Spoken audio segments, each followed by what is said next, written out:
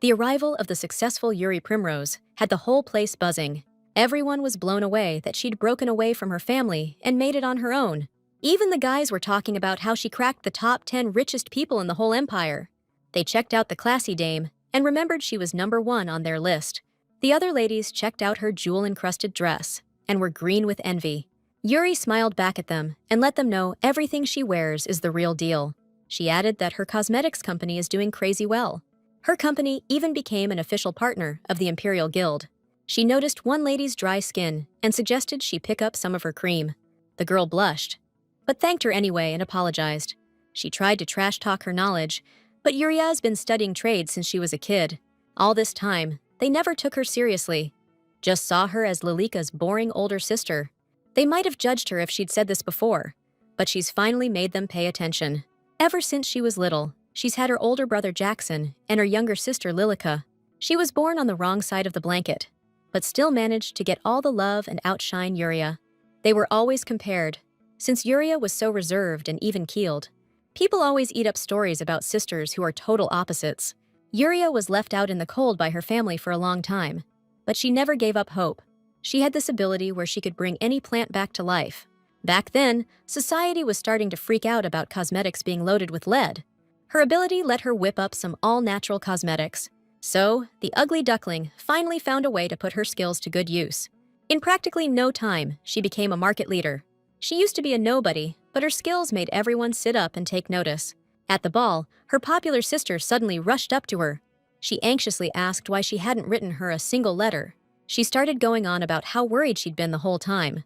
Lillica was ticked off that she'd cut off contact with the family and decked herself out in jewels. Before, Yuria had sold off the diamond necklace her father gave her. She replied that she didn't want anything to do with the Primrose Dukedom. Lillica was asking why she acts the way she does towards her family. She put on a sad face and said she was wrong to hope her sister would ever change. Yuri looked at her and realized that she was the one who hadn't changed all this time. Lillica always played the victim, like she was just a defenseless kid being bullied by the legitimate daughter.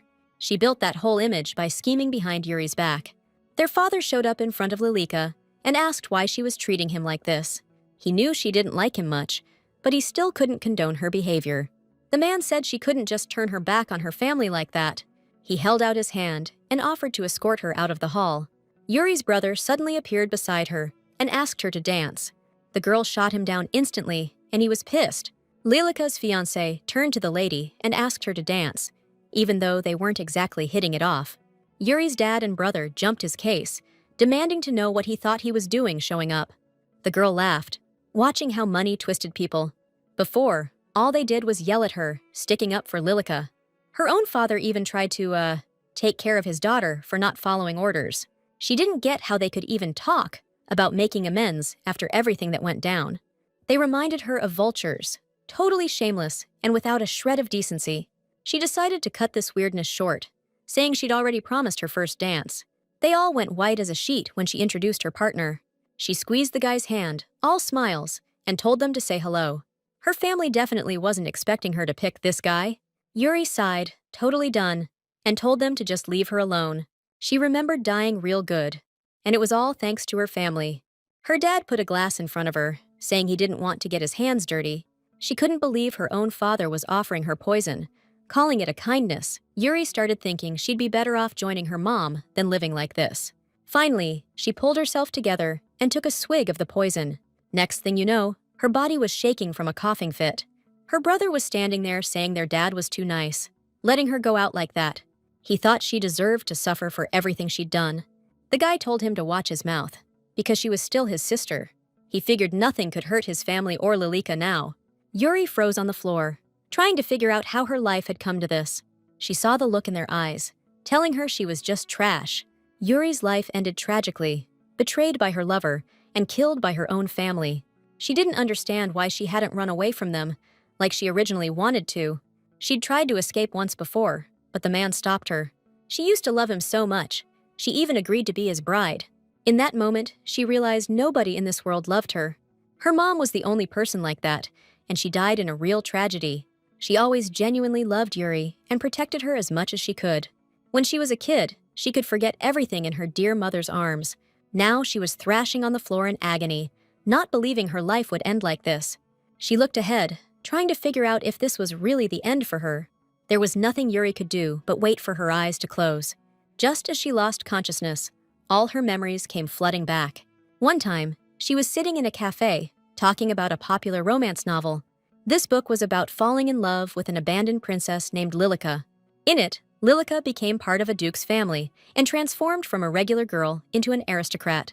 At first, they looked down on her, but she won them over with her good heart. This novel was about how Lillica takes down her wicked sister.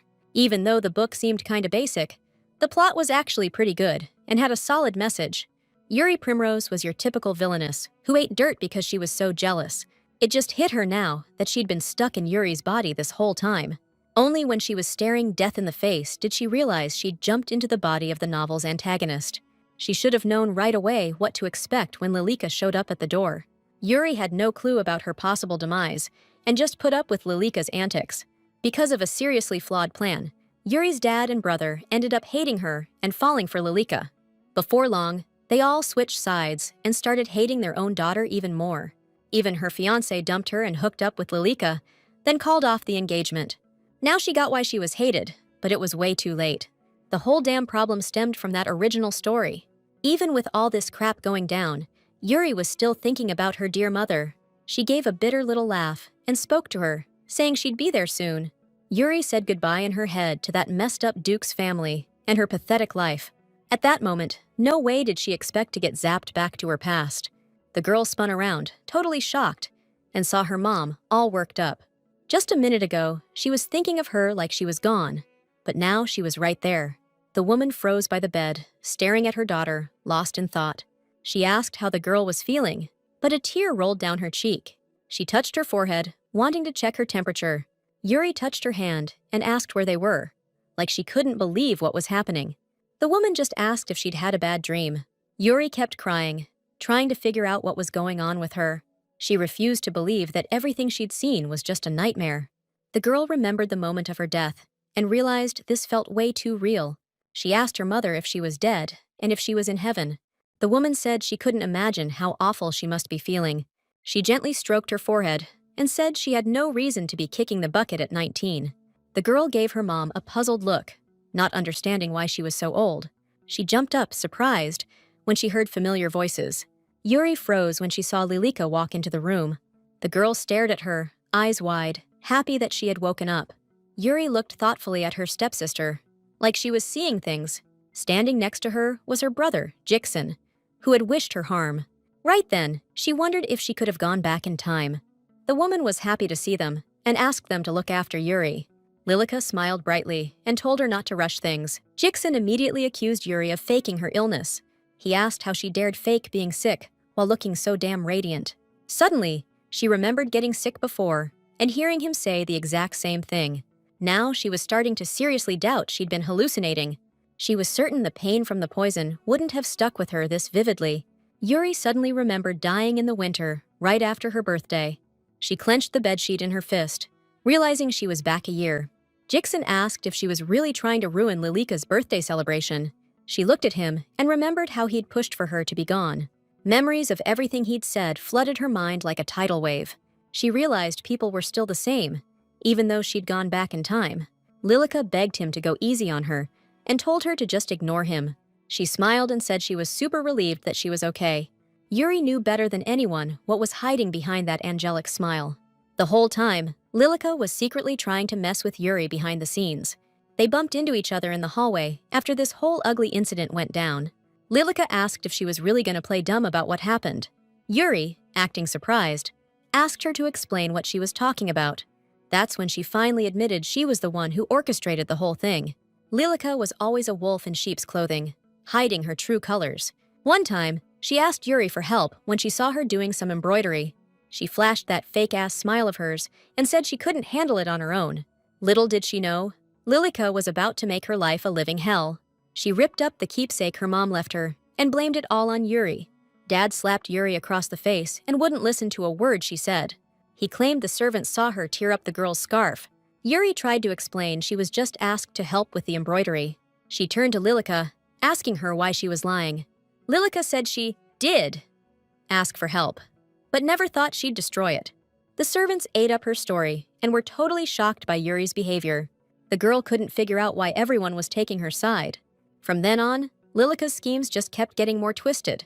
She swiped everything, turned everyone against her, and made her look like the bad guy. And now, here she was, standing there all worried, asking how she was feeling.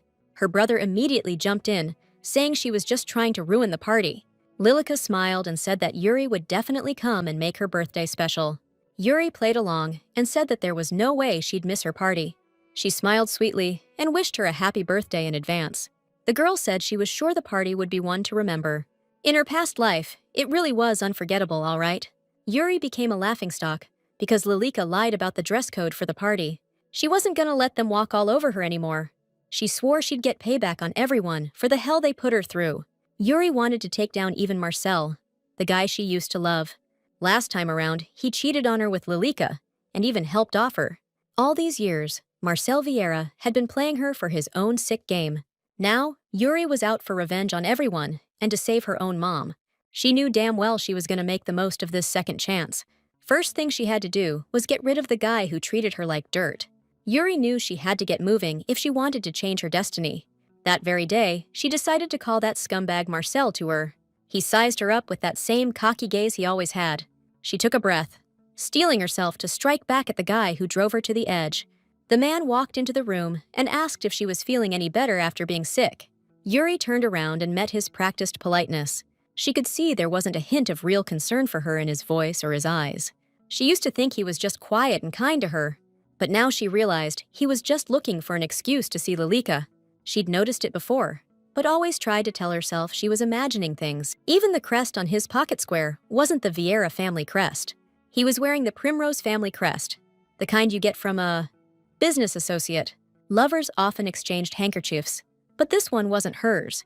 She'd actually tried to give him a handkerchief once, one she'd even decorated herself. Marcel turned it down, saying he thought the gift was too much. Now he's standing here, having the nerve to tell her she's just not it.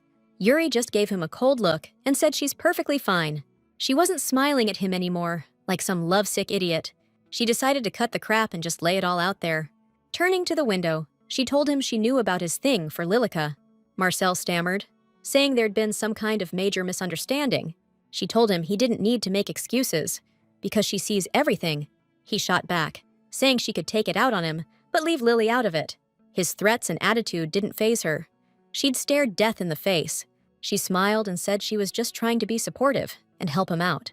Marcel, confused, asked what she was planning on doing.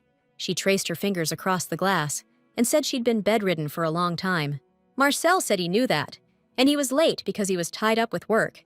Yuri replied that, teetering on the edge, she'd been thinking about how she'd lived her life. She added that she was sorry she'd acted like a spoiled brat and made him deal with her. She looked at him and said her father wouldn't allow the engagement to be called off. The girl added that she had an idea and asked him to hear her out. She wore this sweet, innocent smile, all while plotting his downfall in her head.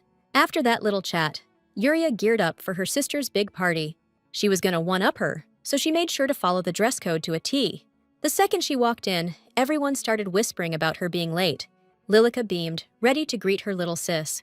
That smile vanished when she saw Yuri totally nailed the dress code. Girl gave her sister a smug greeting and apologized for being late. She got a kick out of seeing the confused look on her sister's face. Yuri knew Lillica was the one who told the maid the dress code was burgundy. Pink was supposed to be the birthday girl's color, and the guests were supposed to wear blue. Back then, Lillica made her look like a total fool, ready to do anything out of jealousy. She walked up to her sister, promising herself this wasn't the end of the show. She stared at her sister's annoyed face, who had no clue what was coming. Lillica stumbled when she heard Yuri's fiancé had shown up to the party. She was beyond shocked when she saw he was wearing pink. She couldn't figure out how he knew her dress would be pink. The nobles immediately started gossiping about a potential love triangle. She tried to correct him, knowing the kind of rumors that could start. To her surprise, he said he hadn't made a mistake at all. He said he couldn't stand the thought of everyone thinking Yuri gave him the handkerchief. Marcel was strutting around, bragging about how he'd get an embroidered handkerchief from her. He held out a piece of cloth and said he couldn't hide his feelings any longer. Then he got down on one knee, grinning like an idiot, and asked her to marry him. Yuri was totally enjoying this whole melodramatic circus. Just like that, Marcel became just another puppet dancing to her tune. Lillica's father was absolutely livid about how his family was being made a laughingstock. Yuri was putting on a real show, acting like her heart was completely shattered. She hid her smile behind a veil of sadness. But the payoff was even better than she'd hoped. Not long before, she'd spun Marcel a yarn about the Duke accepting him. Marcel figured it was his only shot to stay close to Lillica. That's exactly why he decided to step up and be a real man for the woman he loved. Now, there were a lot of rumors going around about Lily's reputation. Yuri looked away and said she didn't want to get in the way of Lily's happiness. The guy got even angrier and said he wouldn't let anyone trash his family's name. Yuri started crying and apologized for what she'd said. She hid her face and said she never meant to bring shame on her family. She said again that she hoped Lily and Marcel would be happy together. The girl kept crying, saying she just wasn't good enough. Just then, Lily showed up with her brother. He immediately jumped to her defense, saying there was nothing going on between them. Yuri finally realized Lillica was just looking for someone to dump the dirty work on. Jixon was trying to defend her, even though she did give him the handkerchief. Dad blew his top and yelled, saying his son had completely lost it.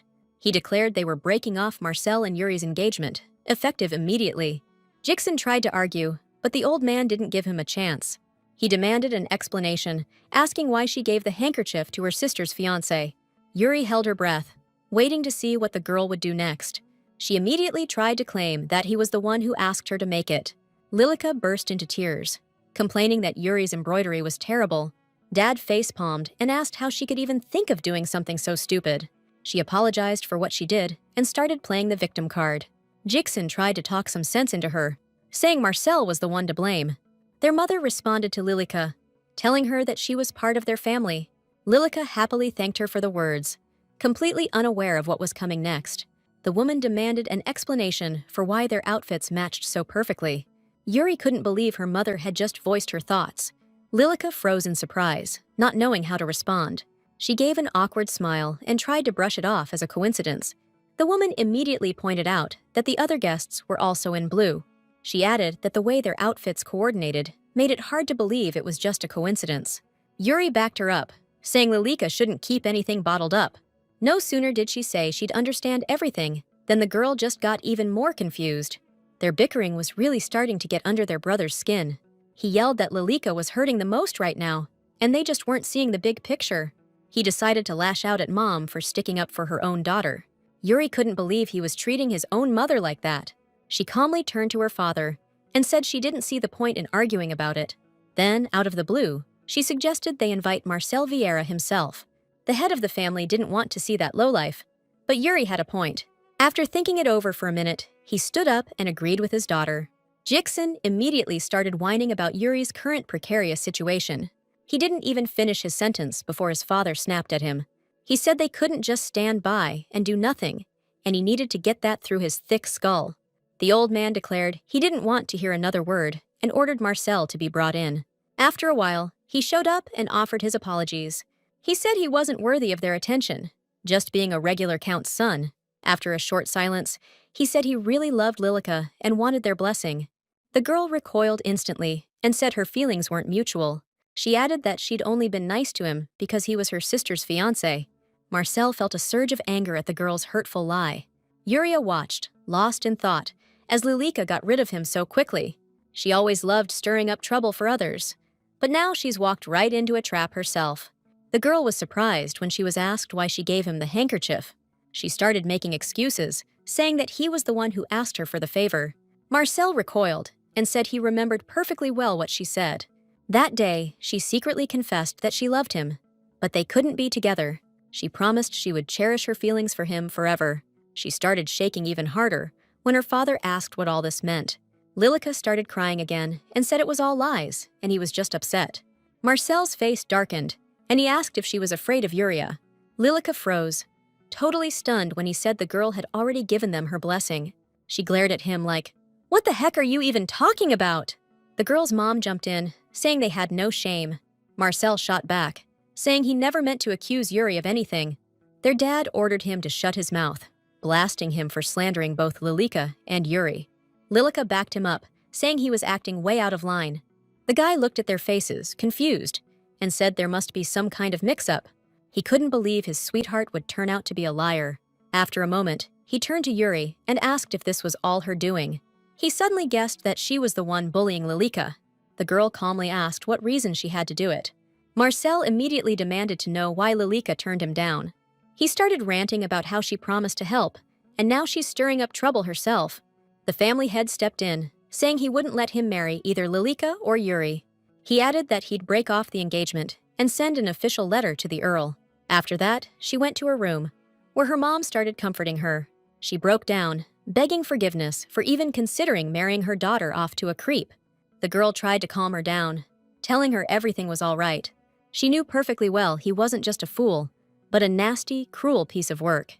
She kept quiet about the time he dragged her back to the house when she tried to get away. The woman said that she would take care of breaking off the engagement. The girl lowered her head guiltily and said she had something to confess. She didn't have the guts to tell her that she was going to die soon. She asked her to take care of herself and said she'd handle everything. Yuri added that she was worried about her because of her fragile health. She started to say that she didn't want her to worry about her. The woman suddenly declared that she would go out more to support and protect her. She added that she wouldn't tolerate any disrespect towards her daughter. In her past life, she only lived a few months short of her 20th birthday. She tragically passed away due to something nasty that was put in her makeup. Back then, a lot of noblewomen kicked the bucket from lead poisoning. Her mom wasn't really at risk for that, since she barely wore any makeup. Even so, she still died pretty young. Yuri had no clue that her own family had a hand in it. Her mother was the first high society lady to die from low doses of lead-based cosmetics. Yuri tried to talk to her dad about it, because the cause of death seemed fishy. He didn't want to hear her arguments about how his wife hardly ever wore makeup. He slapped her hard across the face and yelled, telling her to shut her mouth. The guy claimed that she did use lead powder. He wiped his hand off in disgust and said the apple doesn't fall far from the tree. Ever since then, she hasn't had anyone to protect her. In this life, Yuri knew for sure that her mom was the only one who had her back. She promised over and over that she'd protect her and never lose her. She squeezed her hand tight and wished she could do anything to make them happy. After what happened, Lillica didn't cross her path again. They laid off for a while and let her have some peace and quiet. On one of those days, Yuri suddenly remembered the festival. The woman happily agreed to her suggestion to go to the festival together. Yuri was so stoked to hear her say yes. She was almost shocked. Despite the joy, every day was still filled with worry. She was genuinely terrified someone might have poisoned her mom. What made it worse was she didn't have a shred of real proof. Still, she knew she had no choice but to find out who was behind it. The woman picked up on her daughter's strange mood. The girl snapped right out of it and said she was fine. A wave of worry washed over her when her mother started coughing. Yuri was seriously freaked out that someone might have already gotten to her mom. She remembered going over all the dishes after her mom passed. Yuri figured the poison could have been slipped into the food while it was being cooked.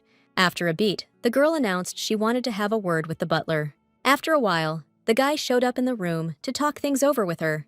Yuri steeled herself, ready to make her request. The butler's family had served the Primrose family for generations. The butler was a decent guy, but he didn't show Yuri the respect she deserved. She decided to cut to the chase and demanded he take her to the kitchen. The guy tried to figure out what exactly she was unhappy about. Yuri just said she needed to check out the kitchen, that's all. She added that she hadn't called him over for nothing and needed his help. The guy bowed and apologized for sticking his nose where it didn't belong. After that, he silently rushed to carry out her sudden request. First off, Yuri needed the kind of clout and trust that the butler had. He wanted to gather all the staff before they went inside. Without hesitation, Yuri strode forward and threw open the kitchen doors. All the servants were totally caught off guard when they saw her. She immediately told everyone to stop what they were doing and get their hands off the food. Even the cooks were completely taken aback by her sudden request. The girl demanded that they all look directly at her. Yuri confidently announced she wanted to check something, and everyone needed to keep their eyes on her. She remembered how, after her mother died, the servants were whispering that she'd be joining her soon. They were hoping things would go smoothly, or else they'd be in for a world of hurt. The maids couldn't stop gossiping about what Yuri was up to in her room. Meanwhile, the girl herself was losing it over her mother's death. She fought back her raging sobs, desperate to find out who was responsible. In her past life, she never would have considered doing what she was about to do. She never imagined the problem could be with the syrup her mom added to the food. Yuri knew she'd find the culprit here if something was off with him. She steeled herself, knowing she couldn't let this happen again. After a long silence, the girl turned to the guy in charge of the food. The servants immediately started tripping over themselves, saying they'd do anything she wanted. Yuri just demanded that they keep a close eye on her. The butler never even imagined she could be this hardcore. The servants froze, all worked up, trying to figure out what she wanted with those flowers. She walked straight to the giant vat of that syrup, not saying a word. She dipped the flour into the pot, waiting to see what would happen. One of the cooks tried to step in, but the butler told him to stay put. The plant in her hand was called bakos, and it grew all year round. They hardly ever used it in medicine, but it reacted with lead. Her hunch was right on the money when black smoke filled the room. The flour completely dissolved, and a weird smell took over the place. She announced that this syrup was used to make the dessert they serve her mom. The servants clapped their hands over their mouths, freaked out when she asked who made it. After a long, heavy silence, a young girl raised her hand and said it was her. Yuri looked at her and realized it was Lillica's maid. The girl confessed she'd been making the syrup ever since she started working here 6 months ago. Yuri asked if the butler had seen what just went down. She yelled for them to call the guards and grab that maid, ASAP! The girl explained the reaction between the flour and the, stuff in the pot. The maid had no clue the pot was made of that stuff. She started shaking like a leaf, trying to say it was all a big misunderstanding. The butler pointed a finger at her and said she was being accused of attempted murder. The girl got even more freaked out and swore she was innocent. Right then, she remembered the first time she met Lillica. Lillica immediately won over the maid with her kindness and promises to help. She said she was really worried about her and asked how she liked making desserts. The girl answered that it was hard for her to make syrup in such a heavy pot. Lillica smiled slyly and said she'd noticed that herself when she was cooking. She handed her a pot, saying it was way more convenient than the one in the kitchen. The maid was blinded by the fact that she even cared about a simple servant like her. Lillica smiled and said she just wanted to make her job easier. Only now did the maid realize what that kindness had cost her. She was trying to say there's some kind of explanation, and Lillica didn't know about it. Everyone knew how much her mom loved that dessert and how often she ate it. Yuri felt rage bubbling up inside her and demanded they bring Lillica to her. The butler immediately ordered a servant to go fetch the girl. Lillica put on that innocent act again and said she really did give her that pot. The butler demanded to know where she got that pot from. She said she bought it from a vendor, not knowing it was made of lead. The butler tried to get the vendor's name and the street where she bought it. She was immediately judged for buying that pot from who knows where and giving it to the maid. Lillica tried to defend herself, saying she eats that dessert too. Yuri got even angrier seeing that slimy snake trying to weasel her way out. She remembered perfectly how she kept refusing to eat that dessert. Even back then, Yuri looked at the girl and knew she was hiding something. She noticed she wasn't feeling well and offered to call a doctor. She used to have the biggest sweet tooth, then suddenly stopped eating desserts. Now Yuri realized she herself could have kicked the bucket from eating those desserts. She turned to Lillica and asked if she understood how important it was to check the dishes. The girl got spooked when her sister added that someone was going to pay the price. The maid recalled how Lillica insisted on using that specific pot. She suddenly changed her tune and asked if she looked like she was out of her mind. The girl lied, saying she called that pot a decoration way back when. She was ready to throw anyone under the bus to save her own skin. In her past life, that maid would have done anything for Lillica, whatever she asked. But now she's just disposable. The second Lillica felt threatened. Right then, Yuri realized she needed to make her revenge even more airtight. In the end, they pinned it all on the maid and swept the whole thing under the rug. The punishment was harsh, even though the maid tried to defend herself. She screamed Lady Lillica's name, but the real culprit didn't give a damn. Ultimately, her fate was sealed, since the mistress could have died. The second the woman understood all of this, she almost passed out. Everyone blamed the maid, too scared to point the finger at Lillica herself. Meanwhile, the real troublemaker was freaking out, trying to figure out how Yuri found out about everything. She immediately started thinking that one of her people had ratted her out. From then on, Lillica couldn't trust any of her staff. The next day, Yuri's mom thanked her for saving her life. She was so scared. She'd even lost weight in the last couple of days. Yuri told her she needed to take extra good care of herself. She smiled and said she had a little something for her. The girl handed her mom a moisturizing cream made from marigold flowers. The woman was blown away by such an awesome and unusual gift. Yuri smiled and said that she wouldn't need powder anymore with this stuff. Calendula only bloomed at certain times, but Yuri used her ability. Looks like her mom had totally forgotten she even had that skill. The novel said that members of the Primrose family possessed a special power called a blessing. Jixin had a unique sword power that helped him in battles. Lillica unlocked a healing power, but it hasn't fully manifested yet. Yuri herself managed to get an unusual growth power. At first, she was bummed that it didn't work on people or animals. She wrote off her ability as soon as she realized its limitations. The girl refused to believe that that's all she had. After a while, she started uncovering new details about her power. Turns out, she could grow plants super fast, no matter the conditions. And get this! The plants she grew had some serious juice. Once she figured that out, she decided she was definitely gonna cash in on it. In the end, her obsession with cosmetics turned out to be a real game changer. At first, her mom was a little hesitant when she offered to try out the cream, but she was blown away the second she felt how smooth the cream was. Yuri grinned and offered to help her put on the cream. It only took one application to make her hands feel baby soft. Yuri's mom gave her a big hug and said she hadn't even noticed how hard she'd been working. She was genuinely grateful for everything she did. After a while, they were getting ready for another big event. Servants came to the prince to let him know the carriage was ready. Prince Enoch Piast coldly thanked them for their service. Even Duchess Primrose herself decided to attend this event for the first time in ages. The ladies were amazed at how smooth and soft her skin was. The woman modestly replied that she just used a special cream. One of the ladies clasped her hands together in prayer and begged her to reveal her secret. She answered mysteriously that she would tell them everything soon.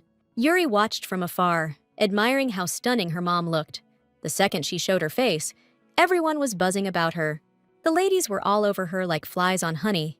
A few days later, they went for a walk and talked about how popular she was. Yuri's mom said she turned down all her invites just to hang out with her daughter. She suddenly stopped and suggested they pop into a tailor shop. Yuri was totally down and followed her right in. Her mom smiled and said she wanted to get her the most amazing dress. As soon as they walked in, the saleswomen greeted them. The Duchess said she was looking for a dress for her daughter. They offered Yuri some tea while they looked through some design options. The girl happily accepted the invitation and sat down at the coffee table. She was genuinely enjoying these peaceful days spent with her mom. Yuri was lost in thought about it until she heard that voice. Marcel Vieira grinned. Acting all thrilled at this pleasant coincidence, Yuri figured this creep was stalking her and caught a whiff of booze. He blew up, saying his whole life was going to hell because of them. The guy grabbed her wrist, claiming Lillica was avoiding him because of her meddling. The maids froze, totally stunned, trying to figure out what to do. Yuri told him to back off, saying she didn't have much to do with it. Marcel burst out laughing, like her words were a slap in the face. He kept saying it was her fault Lillica was avoiding him. She told him maybe she wasn't into him because he had zero charm. Looks like her words were another punch to the guy's ego. The veins in his neck bulged, and his eyes went totally wild. Yuri instantly felt him squeeze her wrist even harder.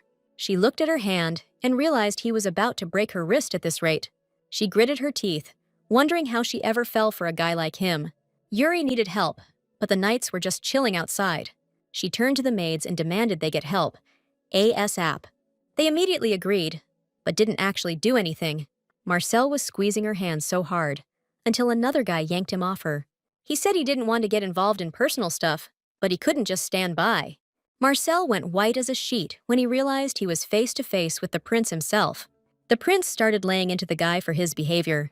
He accused him, with total disdain, of throwing away his honor as a nobleman and knight. Yuri was stunned that the crown prince was helping her out again. Something like this had already happened in her past life. Back at that celebration. That night, she was left out in the cold again, like she didn't belong.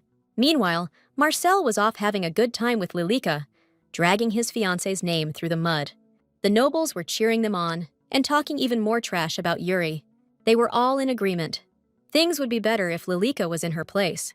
It was super rude and disrespectful, but she was speechless. At some point, she even started to believe they were right. She knew any apology they offered would be totally fake. All she could do was leave quietly and not ruin everyone else's night. She was about to bail, but a guy's voice stopped her.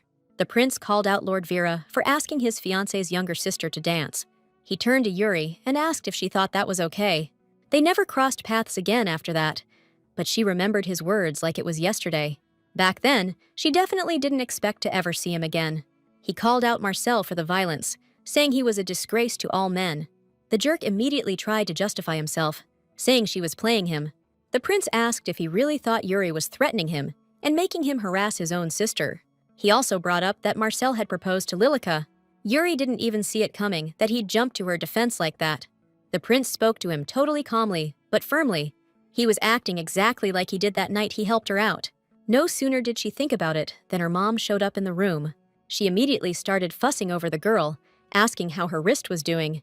Marcel tried to bail ASAP, saying he had a meeting with the Earl. Yuri was bummed out by what a coward he turned out to be, not even apologizing. The prince said that this scumbag wasn't even worth a second glance. After a short pause, he suddenly asked if he could take a look at her wrist. He examined her hand closely and concluded that nothing was broken. Even so, he noticed her skin was pretty banged up, and she'd definitely bruise. The girl smiled calmly and said it would all heal up. The prince was stunned by how incredibly composed she was. The Duchess thanked him for sticking up for her daughter. He admitted he'd stopped by the tailor at Vivian's request and wasn't expecting any of this. They hadn't seen Her Majesty in a while, but they knew she wasn't doing so hot. The Duchess said she was really hoping to get better soon. The prince was just dreaming of her getting well, so they could hang out again. Yuri seems to have totally forgotten the princess isn't exactly in tip-top shape. The prince wouldn't say she was seriously ill, but she definitely had an issue. He'd only tell them about it if they swore to keep it on the down low. Turns out, her skin started going south big time right after she turned 10. That made her super anxious, and she just stopped leaving the palace. She refused to see anyone except the prince and a couple of her maids. Even so, she still wanted to know what was going on out in the world. She felt like a caged bird, stuck at home because of her condition. The prince confessed that's exactly why he came to the tailor in the first place. She was curious about what dresses are in style, and he wanted to keep her in the loop. The prince was trying to pique her interest, hoping she'd want to get out and about. On top of that, he found out the Duchess's skin cleared up because of some cream. He was blown away that she wasn't using cosmetics with questionable ingredients. He earnestly asked them to give him any advice they had on the situation. The prince saw their surprised faces and promised to make it worth their while. He wasn't pulling rank or cashing in the favor he did for them recently. Yuri decided to spill the beans. Her skin improved thanks to cosmetics she made herself.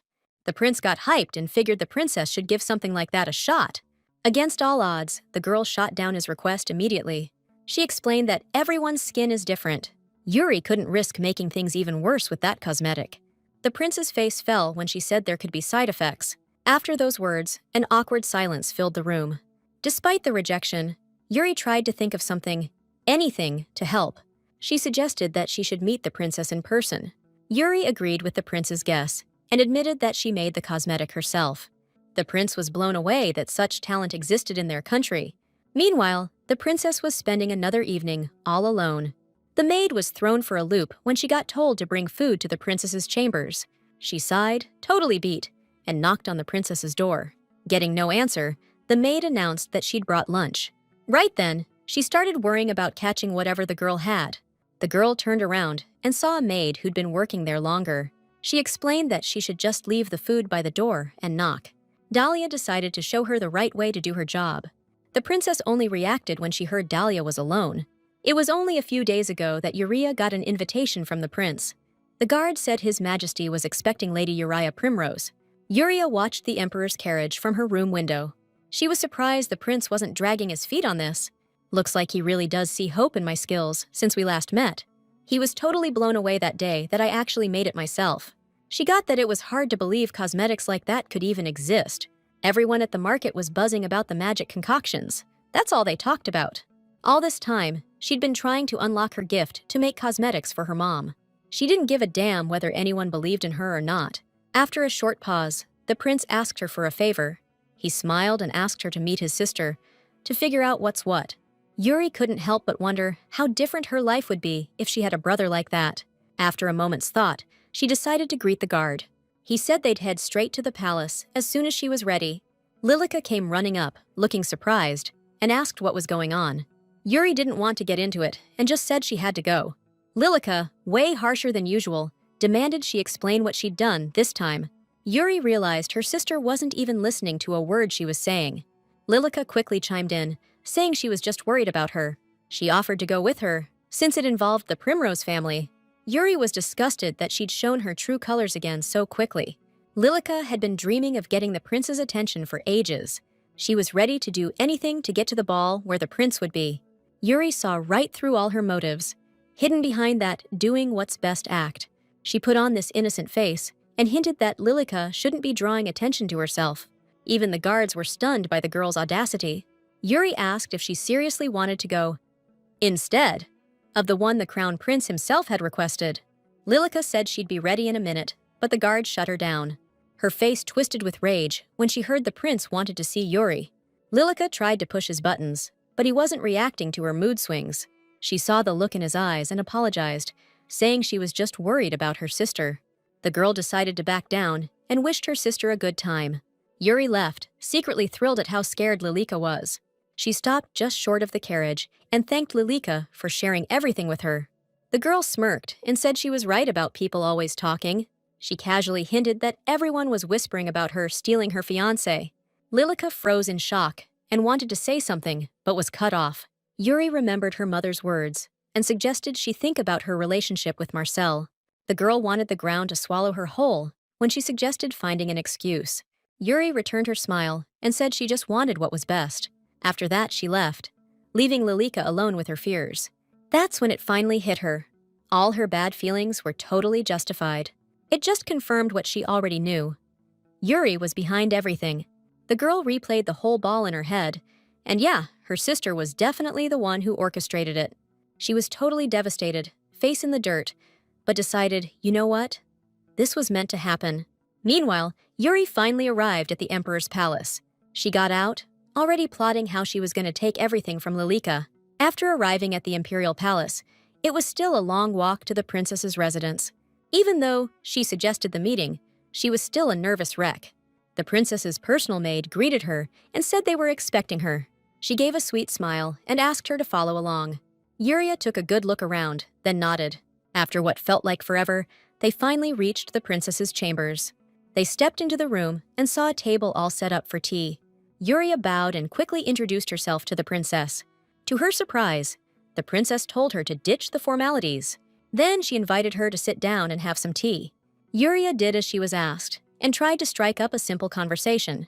Unfortunately, the princess wasn't really biting on her attempts to connect. They sat like that for a solid hour, and Yuri felt like she was losing it.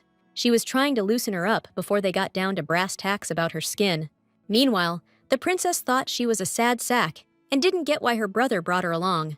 She'd heard the rumors about Yuri Primrose before. People said she was a hothead, a real pain, and nothing but trouble. She agreed to meet her because she was still holding a grudge against Lillica. Remember that time everyone was talking about how the princess's skin was going downhill? They were comparing her to Lillica's flawless complexion, and Lillica was eating up the compliments. She even said that if she were the princess, she wouldn't even show her face in public. Ever since then, she's hated all those girls who made fun of her. She hated her life for being stuck in such a miserable situation. Yuri was the only one who took the princess's side and called Lillica out. The princess remembered something and wanted to know how she first met the prince. Yuri smiled and told her how the prince had come to her rescue. She mentioned her ex-fiancé showed up at the dress shop and started giving her a hard time. She managed to get out of a sticky situation thanks to the prince himself. Yuri decided to show her the bruises that were left on her arm. She managed to shock the princess, saying they almost broke her arm. The princess shouted that Marcel Vieira was a real piece of work. She squeezed her hand and asked how she could even think about marrying someone like that. Yuri was shocked that the princess was actually feeling for her. The girl suddenly snapped out of it and apologized for everything she'd said. This conversation made Yuri realize she's just a regular girl. She decided to broach the subject of figuring out her skin type, but from a distance. Yuri politely asked if she could take a look at her face. The princess immediately clammed up, like she couldn't bring herself to do it. Yuri tried to reassure her, saying it wouldn't take long. The girl didn't get why she needed to look at this awful face. She asked if she could even help if she did see her face. Yuri totally understood why it was hard for her to trust. Those sharp words sounded like a major defense mechanism kicking in. Still, Yuri could see she was ready to grab onto even the faintest glimmer of hope. She admitted she wasn't really a doctor or a priest. Yuri blurted out that her mom probably just got lucky. She squeezed the princess's hand tight and said she was there to help. She promised to do everything she could to make things better. The princess was blown away that she'd come all that way without any guarantees. Even so, Yuri had earned her trust after all those phonies who promised the moon. She pulled her hands away and got serious with the girl. The princess got ready to take off her robe and said she believed her. Turns out, her condition was way worse than Yuri expected. The princess said the prince had invited priests to help her out. Sadly, the relief was only temporary, and it didn't cure her. She admitted that's why she wasn't putting too much hope in her powers. The princess felt unworthy to be seen in public, after all the holy power that had been used on her. Yuri only came here to repay the prince for his help. Even so, now she wanted to help this unfortunate girl. After a while, she concluded that she was done with the examination and thanked her for her patience. The princess couldn't figure out what patience she was talking about. She knew her face was way harder to look at than it was to conduct the examination. Yuri thought about using lavender and aloe, which were hard to come by. She absolutely had to soothe the girl's skin and find a place to grow those plants. The princess offered up her garden at the palace and said to let her know if we needed anything. She'd heard that Yuria was using plants to whip up cosmetics. The princess figured Yuria might be shy, so she added it was an order. Yuria agreed, figuring her cosmetics were better than some sketchy powder. She asked the princess to lay off that stuff from now on. The princess said she knew better and asked why Yuria was hiding her hobby. Yuria explained it was because she didn't exactly have the best rep.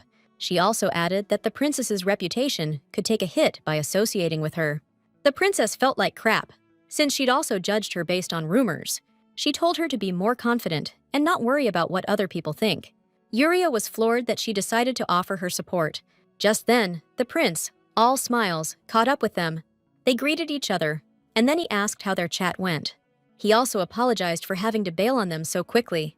Plus, he noticed that Vivian and the girl had actually hit it off. The princess immediately blushed and started denying his awkward remarks. She got mad at the prince, but Yuria could tell they had a good thing going. After a brief back and forth, he asked if Yuria was heading out. He grinned and offered to walk her to her waiting carriage. After a bit, Yuria's carriage was ready to roll. The prince went back to his sister, wanting to know what she thought about Lady Primrose. The girl answered thoughtfully, saying she wasn't like the other noble ladies. The guy was visibly surprised by her statement and asked why she thought that. The princess just pointed out that this girl didn't pity her. After that, she decided to see if he agreed with her assessment. He suddenly remembered meeting her once when they were kids. They bumped into each other that day, which seemed to really bother her. He'd remembered her smile ever since, but couldn't bring himself to say anything about it. The princess turned and smiled when she heard he had nothing to say. She playfully called him a stick in the mud and said she was taking off. Vivian explained it away, saying she had to prep something she promised Yuri. She turned to Dahlia and demanded she get in touch with the biggest merchant guild around. After that, the girl hurried and disappeared behind the door of the room. As soon as he was alone, a playful smile crept across his face. He blushed, mentally hoping he hadn't given everything away. Only a few days have passed since then, spent doing research. Yuri announced triumphantly that she was finally done making the princess's remedy. She glanced at the fancy clock and saw that she'd actually made it in time. She often had to rely on blessings, since not all the plants took root in the princess's garden. One of those days, she overworked herself so badly that her nose started bleeding. She couldn't mass-produce the cosmetics. Her powers only went so far. No sooner did she think about a messenger than someone started banging on her door. She turned cautiously toward the shaking front door, a bad feeling creeping in. She was expecting anyone but her annoying brother. The second he stepped into the room, she hated his attitude. He shot her a look that could freeze hell over and asked if she knew what she was doing. Jixin asked if she was seriously dreaming of becoming the crown princess. He demanded to know if it was true that she'd been invited to the imperial palace. The guy shut his mouth when he heard the butler's voice behind him. Jixin went white as a ghost when he heard that Her Highness was waiting for him. Yuria told him to step aside and not keep the princess waiting. She smirked, all smug, and walked past, saying she was busy right now. The girl hurried to meet the princess, mentally cursing Jixin. Meanwhile, Vivian was arguing with Lillica, who was desperately trying to cling to her. She didn't like that she was ignoring her requests and pestering her with her chatter. She decided to put her foot down and said she didn't care about Lillica at all. Lillica went white with rage when she heard her sister's voice. She couldn't believe her sister had decided to show up right then. Yuria apologized for her sister and said it was her fault. Lillica bit her lip in anger after being called unreasonable. The princess looked at Yuri and said she'd let it slide, just for her. After that, they bounced, leaving Lillica all alone. The girl was totally floored that her screw-up sister had caught the princess's eye. Yuri took Vivian to another room to show her this new product. She showed her a cream she'd spiked with some fragrance. Yuri said she could tweak the formula if she didn't dig the scent. The princess admitted she wasn't there for the makeup. She said she was still rocking the veil, but wanted to thank her in person. Then, she whipped off the veil and showed off her glowing face. On top of that, she kinda awkwardly said she'd like to call her by her first name. She blushed and confessed she wanted to hang out for more than just makeup tips and skincare routines. Yuri got flustered and agreed, saying she really enjoyed their chats too. The princess was stoked that they were becoming friends and hitting it off. Yuri was genuinely happy, 'cause she'd never really had any friends either. They smiled at each other and said they were already looking forward to their next get-together. While they were talking, Yuri mentioned she was really passionate about making cosmetics. She was convinced her products could really help a lot of people out there. While she was developing that ointment for the princess, she discovered her stuff could even heal wounds. Back in the Empire, even minor injuries were only treated by the clergy. The princess agreed that her creations could be a real game changer for a lot of folks. On top of that, she suggested we talk it over with her brother. She asked for some time to set up a meeting for all of us. A few days later, Yuri actually started thinking about partnering with the prince. She realized a business partner like that could be a huge advantage. Plus, she could sell her cosmetics under a different name. Seconds later, she finally reached the door to the room. The girl snapped out of her thoughts and got ready to open the door. To her surprise, she saw her family members. Her father immediately started grilling her about the princess's personal gratitude. The butler said the princess has a lot of respect for Lady Yuri. Yuri felt disgusted with himself for only being interested in this for personal gain. She looked away and admitted she couldn't say anything about it. The guy immediately guessed it must be something big if she wanted to keep it secret. Yuri decided to use this and said they were almost prevented from meeting. She started hinting from afar that the princess was furious about what happened. The butler chimed in, saying he could tell the story himself. The man's smile turned stern as he asked what went down. The loyal butler spilled the beans about Lillica and Jixon's screw-up. Yuri was thrilled that her father was absolutely losing it. He roared, slamming his fist on the table, then demanded Lillica and Jixon be brought to him. No sooner did they show up than he was chewing them out for disrespecting the princess. Jixon started making excuses, saying Yuri might have been rude to her highness. Dad ripped him a new one for that stunt and ordered him to apologize to Yuri. They had no choice but to hang their heads and beg for forgiveness. Yuri was secretly gloating at the satisfying scene. She imagined how humiliated they must feel and decided it was time to get down to business. She left the room and went off to prepare for something important. That same day, she met with a prince who was interested in a business deal. After a few minutes of talking, he asked what she thought of his offer. Yuri thoughtfully said she had something she wanted to say before she answered. She said she didn't need his help if he was just trying to pay her back for her sister's treatment. The prince said it wasn't about that at all. He was just interested in her proposal.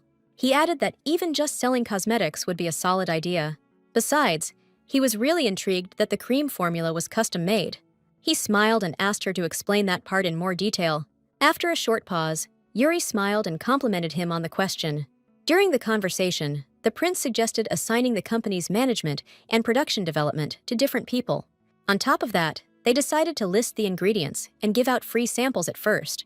She figured that should let customers decide if they wanted to buy it. The prince praised her idea, realizing they could attract a whole new audience. He agreed and decided to move on to discussing her business idea. The girl cut him off and pointed out that he himself was interested in the business. The prince thoughtfully agreed and asked what the problem was. Yuri asked him to explain the advantage of doing business with him and not someone else. She had already explained her development strategy to him, but she was interested in other details. Yuri knew that other investors might show up, and she needed to see the benefits of sticking with him.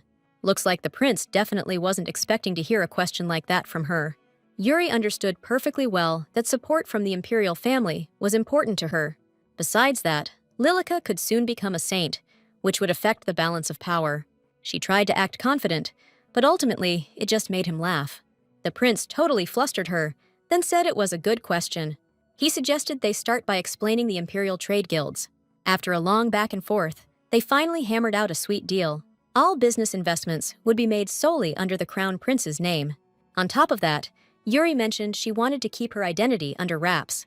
She was convinced that her being publicly involved wouldn't help things. Yuri was worried that the risk might be too much to handle. She wanted to minimize the chances of things going south. The prince understood it had to do with the rumors and didn't know how to help her. He clenched his fist and promised to keep it quiet for the time being. The prince smirked and said earning his and Vivian's trust wasn't exactly a walk in the park. She blushed, thanking him for his confidence, which just made him laugh again. Yuri was flustered that the crown prince was complimenting her. He suddenly touched her hair, saying he had to head back home. Yuri went red, trying to figure out when he'd gotten so close. The crown prince playfully replied that there was just a little something in her hair. Looks like he was enjoying how shy Yuri got when he talked to her. She awkwardly looked away and said she could have gotten it herself. Yuri couldn't help but wonder if he was always this considerate and mischievous. She told him not to act like that with other noble ladies, or people might get the wrong idea. He smiled and agreed that he should be more careful. The girl couldn't believe that the future emperor could be so cheerful. Yuri respected that zest for life, since she didn't have it herself. Crown Prince Enoch had a pretty messed up backstory. Once, he was riding in a carriage with his mother, but it went over a cliff. Enoch was practically the only one who made it out alive after falling from that height. He was bleeding out, watching his mom pass away right there. His parents had been fighting a lot ever since he was a kid. After every fight, his mother would go back to her parents' place. But one time, he begged to go with her. So, his brother, Enoch and Vivian, all piled into the carriage with their mother. Unfortunately, their whole crew bit the dust in a crash on the way through the woods. That night, everyone bought the farm except for him and Princess Vivian. When he got back home, his old man immediately started laying the blame on him. He was bawling, not understanding why his father kept saying it was all his fault. The guy looked at him like he was dirt and kept repeating that this whole mess was on him. Soon, the awful truth came out, and it rocked their whole family to the core. Turns out, his father wanted to make his mistress the new empress. He got rid of his wife, but he didn't count on his own dad finding out about it. The old man tore him down, saying he was no longer his son, and the throne would go to his surviving grandson. On top of that, he banished him to the edge of the empire for the rest of his days. After a long argument, they kicked him out of the palace, and the emperor approached his grandson. He said Enoch had always been a bright kid and expressed confidence that he could handle things. The boy didn't take it as praise, since all the expectations were now dumped on him. Above all, he hoped Enoch wouldn't turn out like his father. Years later, his father did return to the capital, but in a coffin. Everyone whispered that he'd gotten suddenly sick, despite being in good health. Enoch froze in shock when someone said the emperor decided to take care of his son. For years, he hated his father, thinking he was the one who offed his wife and kids. One day, it hit him that these rumors about the emperor might not be total BS. These thoughts hung over his head like a freaking anvil. Enoch shuddered, feeling the bile rising in his throat. He rushed to get out of there, needing to get some air, even though the funeral had just started. They tried to stop him, but he kept running, not looking back. He was terrified that one day he wouldn't measure up as the perfect grandson, and they'd want him gone. Enoch didn't know how much longer he could keep living up to his grandfather's expectations. He was scared they might get rid of him too if he rubbed someone the wrong way. The boy ran upstairs until he found a girl he didn't recognize. She froze in her tracks as soon as she saw the detached prince. The next moment, her jaw dropped when she realized who it was. The boy immediately recognized Yuri Primrose by her silver hair. The girl caught her breath and told him he scared the crap out of her. At first, she honestly thought some kind of beast jumped out of the shadows. She tried to explain, but he just said his father was a monster too. He asked if their blood relation meant he was a monster as well.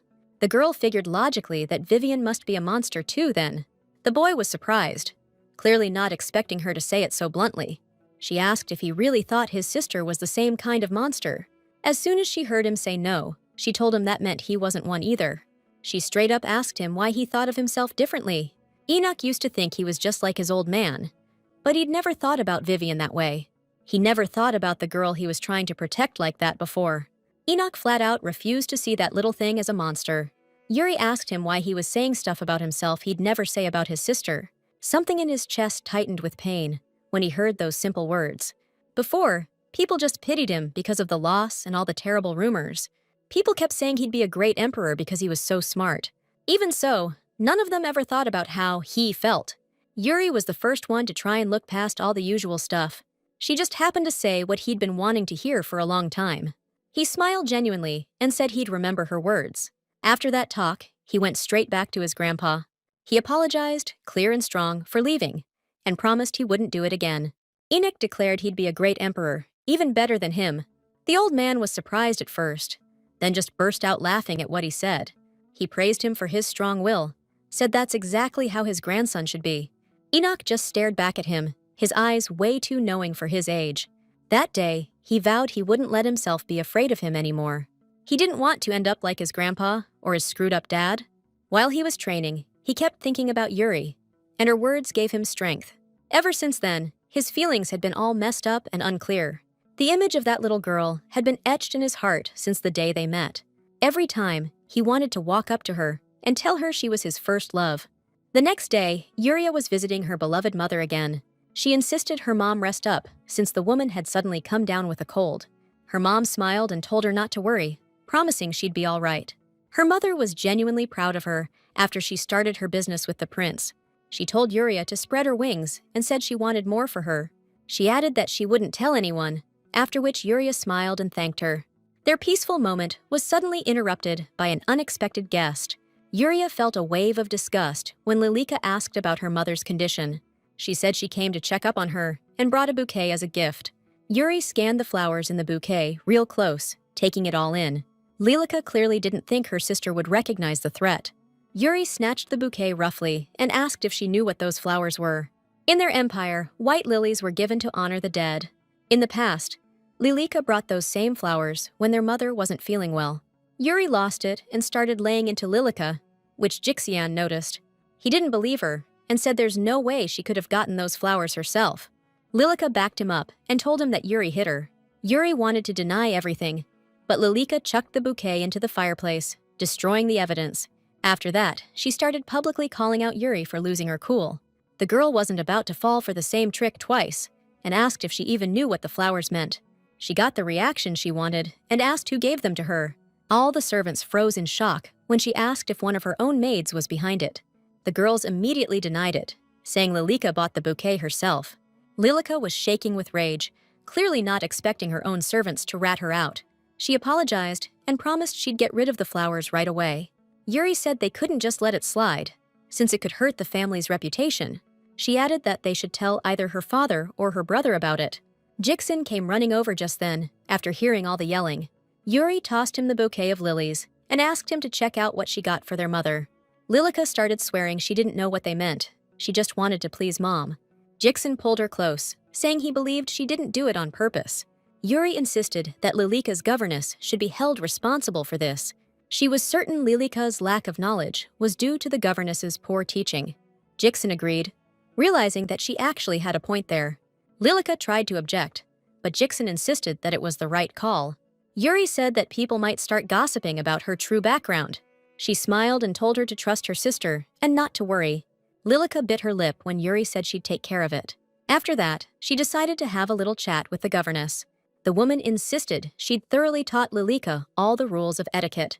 Uriah explained that the Duke had flown into a rage and demanded she be replaced. The governess was surprised when Uriah offered her an envelope as compensation. The girl smiled and said it was a letter of recommendation. She agreed that her dismissal was unfair and decided to offer her support. The governess confessed that she used to believe the nasty rumors about Uriah herself. Uriah backed her up, saying that rumors really are a terrifying force. The governess smiled mysteriously and said that rumors really do have power. After that, they said goodbye, exchanging well wishes. Yuri was curious about what Madame Tiller would make of this whole mess. Everyone said Lillica was beautiful as a rose and the prized jewel of Duke Primrose. Lillica Primrose was the one who managed to break into high society, but nobody even knew how terrified she was of losing it all. She was absolutely furious that Yuri was messing everything up for her. She stared at her reflection, trying to figure out where she went wrong. Lillica knew that at this rate, everything would go up in smoke. From the start, she just couldn't shake the stigma of being illegitimate. Yuri would laugh sometimes, because no one ever invited Lillica anywhere. Her father yelled back at her, saying she needed to comfort her sister. That's when Lillica came up with her perfect plan to make everyone love her. She kept pushing Yuri's buttons, trying to make her look like the aggressor. Yuri would scream at her, smash glasses, and humiliate her in public after being provoked. She quickly realized that it was super easy to get under Yuri's skin. After a while, people started noticing her and even offering to help. Everyone thought Lillica was unfairly putting up with all this abuse. Eventually, she even managed to win over her father and brother. They found her a great governess who was popular in high society. Over time, she became known as the charming but unfortunate daughter of Duke Primrose. In this whole setup, Yuri Primrose became the villain who's making her life miserable. Sadly, her happiness only lasted until everything went completely sideways. It happened on the exact day Lillica was celebrating her 19th birthday. Somehow, Yuri managed to figure out all of her traps. All those tricks should have worked, playing on Yuri's hot temper. But somehow, she managed to see right through everything. Soon, everyone, including her father and the servants, started seeing Lillica as a problem. What really set her off was that Yuri got invited to the Imperial Palace. For that alone, she was ready to make Yuri disappear. Lillica was so furious, she felt like smashing the mirror with her own reflection. She decided to keep it together, knowing Yuri would be making another move soon. Lillica pictured it in her head. Everyone would be head over heels for her again. She smirked, plotting how she was going to take back everything that Yuri had. Her resolve lasted right up until she became the hot topic at the social gathering. Everyone was buzzing about the dirt Madame Tiller had dished. They were all bent out of shape that she turned out to be such a lousy caretaker. Another lady chimed in, saying they should blame Lillica, not Madame Tiller. They started up again, ranting about how she's an ungrateful nobody. Lillica snapped and growled at them to watch their mouths. They recoiled instantly when they saw how furious Lillica was. She dropped the innocent act and demanded they say all that to her face. Lillica reminded the girl that her family owed Duke Primrose a serious debt. She told them to keep their mouths shut, saying their families were dirt. The girl was running her mouth, clearly not expecting Yuri to jump into the fight. She asked them to forgive Lillica, saying she was going through some tough stuff right now. Yuri looked like an angel, begging them not to insult her sister. The ladies immediately listened to Yuri and agreed to her request. Lillica froze, like some bad movie villain caught in the act. She couldn't believe this was happening to her and quickly took off. The girl was furious that Yuri tried to make her look bad in front of the other ladies. Meanwhile, the ladies started gossiping about what they'd just witnessed. So, after all that, they figured those nasty rumors about Yuri were just a big misunderstanding. Lillica stormed out of the building and practically dove into her carriage. Yuri smirked and said she must be feeling off today, leaving so early. Lillica started snapping back, saying, "She's the one who's not herself." She glared daggers at Yuri and spat that she doesn't get why she's changed so much. Yuri was loving that her sister was finally showing her true colors. She was about to keep pushing her buttons, but a guard told her to step aside. Then, bam! The carriage door slammed shut and Lillica was out of there. She flashed her sister a fake smile and told her to enjoy the party. The guard immediately got all worried, asking if she was okay. Yuri froze, watching the carriage pull away from the palace. She thought Lillica had no one left, but that guard was seriously hostile. Yuri still had no idea how Lillica would act after becoming a saint. Now she had to separate Lillica and that night ASAP. The next day, Yuri went back to her usual routine. She kept thinking about that night, who probably didn't know the full story of what she'd done. When the information reached the knights, they still refused to believe Lillica was guilty. They drew their swords and unanimously decided to protect her from Yuri. So Yuri was still the bad guy in the knights' eyes. Lillica's strength was that she still had a lot of people backing her. She figured she should leave her alone and walked out of the office. Yuri stopped when she heard her sister wailing in the distance. The maid tried to get Lillica to eat something, but she refused every time. She turned to the maid, Jira, and said her boyfriend dumped her because she screwed up. Jira used to adore Lillica and would do anything to please her. Yuri saw the state the girl was in and decided to comfort her. She said Lillica was just having a bad day, and then started calming the maid down. Yuri hadn't expected things to go this way, but she saw an opportunity in it. Jira could be a useful accomplice, since she has a lot of friends. Finally, Yuri asked her for a small favor, which she immediately agreed to. So, after a while, the girl got ready to meet the prince. She had to pick out some super low-key outfits, just to stay under the radar. Yuri buttoned up her cloak and reminded herself she couldn't be recognized. They needed to figure out where to set up their boutique. She explained to her mom that the crown prince would be dressed down too. After that, she said a friendly goodbye and headed to the meeting. After what felt like forever, her carriage finally pulled up to the main square. She was worried she'd be attracting attention, but nobody even glanced her way. Yuri froze, trying to figure out how to spot the prince in this crowd. Then, out of nowhere, a smiling guy appeared and apologized for being late. The crown prince was a real gentleman, offered her the first move. They took off, stoked that nobody recognized them. Yuri felt a little awkward when she realized things were more complicated than she thought.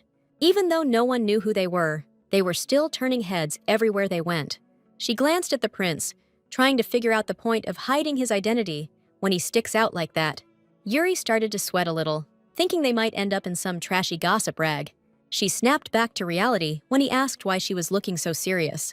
He teased, wondering if she was flustered because he was so damn good looking. One look at her sharp glare, and he quickly clarified that he was just messing with her. He figured she'd loosen up once they started checking out potential storefronts for the boutique. After a while, Yuri realized she felt comfortable around him, even though he seemed a little off. In the end, none of the buildings they saw were a good fit. The first place had a tree blocking the sign, and the second had a terrible layout. The prince told her not to give up, since they still had options. They started brainstorming ideas for the boutique's name. Yuri awkwardly suggested they use the name Yunetta. It meant morning, and had a special significance for her. She wanted to focus on how her cosmetics could heal both skin and soul. The prince smiled softly, once again sure he'd made the right decision. He agreed with her and decided to move on to discussing product ideas. Enoch was drawing a blank, now that his sister's problem was taken care of. Yuri smiled and asked if he was getting hot under that hood. He started rambling about the heat and how it affects nights. That got her thinking about all the sunburns those guys must get. Yuri smirked, all sly, and said she already had a couple of ideas brewing. She suggested he launch a cream that protects skin from the sun. After a long search, they finally found a building they liked. Luckily for them, it was right in the heart of a busy district. On top of that, it was 2 stories and perfect for all their needs. They also liked the interior. It wouldn't take much to fix it up. After a long day, they both gave each other props for a job well done. The girl was totally stoked to see what the future had in store for her. Afterwards, they decided to take a walk down the street to hash out their next moves. The prince noticed how sharp her instincts were and asked if she was in business. Yuri blushed, still figuring out how to handle compliments like that. Enoch pointed out it was getting dark and offered to walk her home. Yuri tried to refuse, saying the street was well lit. She added that she had a magical artifact to protect herself from any trouble. The prince smiled and asked her to save it for a real emergency. Yuri didn't want a knight escorting her, 'cause her dad and family might find out about their meeting. She was sweating bullets about her business getting shut down, so she kept a low profile. Bottom line, she stashed the artifact, figuring she had to protect it. She asked the prince to walk with her, so she wouldn't have to go alone. After a while, the girl finally got home, where her mom was waiting up for her. She apologized for being so late. Yuri blushed and explained that the crown prince had escorted her to the street. The woman watched him leave and figured he must be a stand-up guy. Yuri instantly agreed with her, saying he was a good man. During their chat, she told her mom they managed to find the building they needed. The woman smiled and said they both did a bang-up job. Yuri was stoked, saying she came up with a killer new product during their chat. She was ready to dive in and start building it the second she got home. Yuri finally realized she was doing something she genuinely loved for the first time. Meanwhile, the prince also got back home and went to see Vivian. Now his sister greeted him with a bright smile and was actually chatty. She immediately started grilling her brother about whether they'd found a spot for the boutique. Vivian poured tea and said that Lady Primrose was incredibly insightful. Enoch grinned when she admitted she thought Yuri was easy to push around. She did seem timid, but the prince figured it was because she'd been slammed and rejected her whole life. Still, the second they started talking business, she totally transformed. Just like that, she turned into a confident negotiator, totally in control. Her instincts and skills were so off the charts, he could barely believe it. After thinking it over, he said there was no need to worry about Yuri. Prince Enoch just cut in, saying she was unbelievable, plain and simple. He instantly flashed back to their goodbye, planning to meet at their boutique office. The second she started doing what she loved, all her shyness and insecurity just vanished. The crown prince had never met anyone so vibrant and unique before. Vivian pressed him hard, demanding to know who he was daydreaming about. Today, he saw the real Yuri Primrose, a side even her own family hadn't seen. He stood up, thinking about how badly he wanted to discover every other side of her. The next day, the knights were back at it, grinding through those brutal training exercises. One of them called for a break, said they had a visitor. They all instantly figured it was Lillica coming to see him, but they were dead wrong. The knights were floored, totally bummed when they saw Yuri Primrose. They gave her the stink eye, 'cause they were sure there was a catch. Uriah wasn't thrown off, though. She knew they wouldn't exactly roll out the red carpet. Still, she was confident she could turn things around, change their minds. The Primrose Knights were famous throughout the whole empire, and only the best made the cut. But the Knights' biggest claim to fame was the Duke's kid, who was blessed with a special gift. The instructor was always bragging about how he'd won 5 matches straight. Jixen's insane power showed up super early, even when he was just a kid. All the other boys his age were totally awestruck and started training like crazy. But it didn't take long for everyone's fantasies about Jixen to get wrecked. Their admiration started fading fast when he started straight up making fun of them. He'd mock them for even trying to get close to his level. They were pissed that he'd just goof off all day and do nothing but bust their chops. Over time, the Knights' frustration grew, and so did their hate for Jixen. One day, Lillica came to the training grounds to check up on her brother. She was the only one who was actually nice to the average Joes. Just one smile from her could disarm them and wipe away all the bad vibes. As time went on, the summer training got tougher and more brutal. They were pissed that they couldn't even get a doctor when they needed one. They stared at Jixian's smug face and felt like their skin was on fire. Unlike the regular Knights, his skin glowed, like he ran to the chaplain after every workout. Eventually, one of the Knights cracked and decided to use Yuri's stuff. The other Knights tried to stop him, saying it might be poisoned. They were convinced that that nasty woman slipped them some real garbage. The Knight readily smeared the stuff on his arm and said he didn't give a damn. Meanwhile, Lillica finally decided to come out of her room after a few days. She found that Jira was silent, even though she usually never shut up. Lillica decided to break the ice and suggested they check out the new dresses together. Jira replied coolly, saying she'd go with her if that's what she wanted. She used to love shopping and thank her for everything, but now she was just silent. She couldn't help but think that Jira was holding a grudge because of what she'd said. Lillica was pissed that she dared to change her tune over one little comment. She knew Jira could sway the others, so she decided to get back in her good graces. Lillica remembered that the maid always used to gawk at the Knights. She decided to help the maid get a little pep back in her step when she saw the Knights again. Lillica smiled sweetly and offered to introduce them. Jira perked up when she heard that some people had been asking about her. Lillica smirked, realizing this was easier than she thought. They'd barely arrived at the training grounds when they noticed the commotion. The Knights were practically begging Yuri to tell them where she got that stuff. They were genuinely grateful for how much she'd made their lives easier. What really floored Lillica was when Jira rushed over to her sister. Yuri introduced the maid to the Knights, saying she'd been a huge help. She was all smiles until she caught sight of Lillica's jealous face. Lillica felt the full weight of her failure and hurried to hide in the storage room. The girl leaned against the wall, barely holding it together, not believing even the Knights had turned on her. She was shaking with rage, realizing everyone's opinion of her had changed. Lillica clutched her head, trying to figure out how to fix everything. Jixen suddenly appeared in front of her and asked what was wrong. He figured she was overheating and decided to help her back to her room. Lillica was glad she still had someone who would be on her side.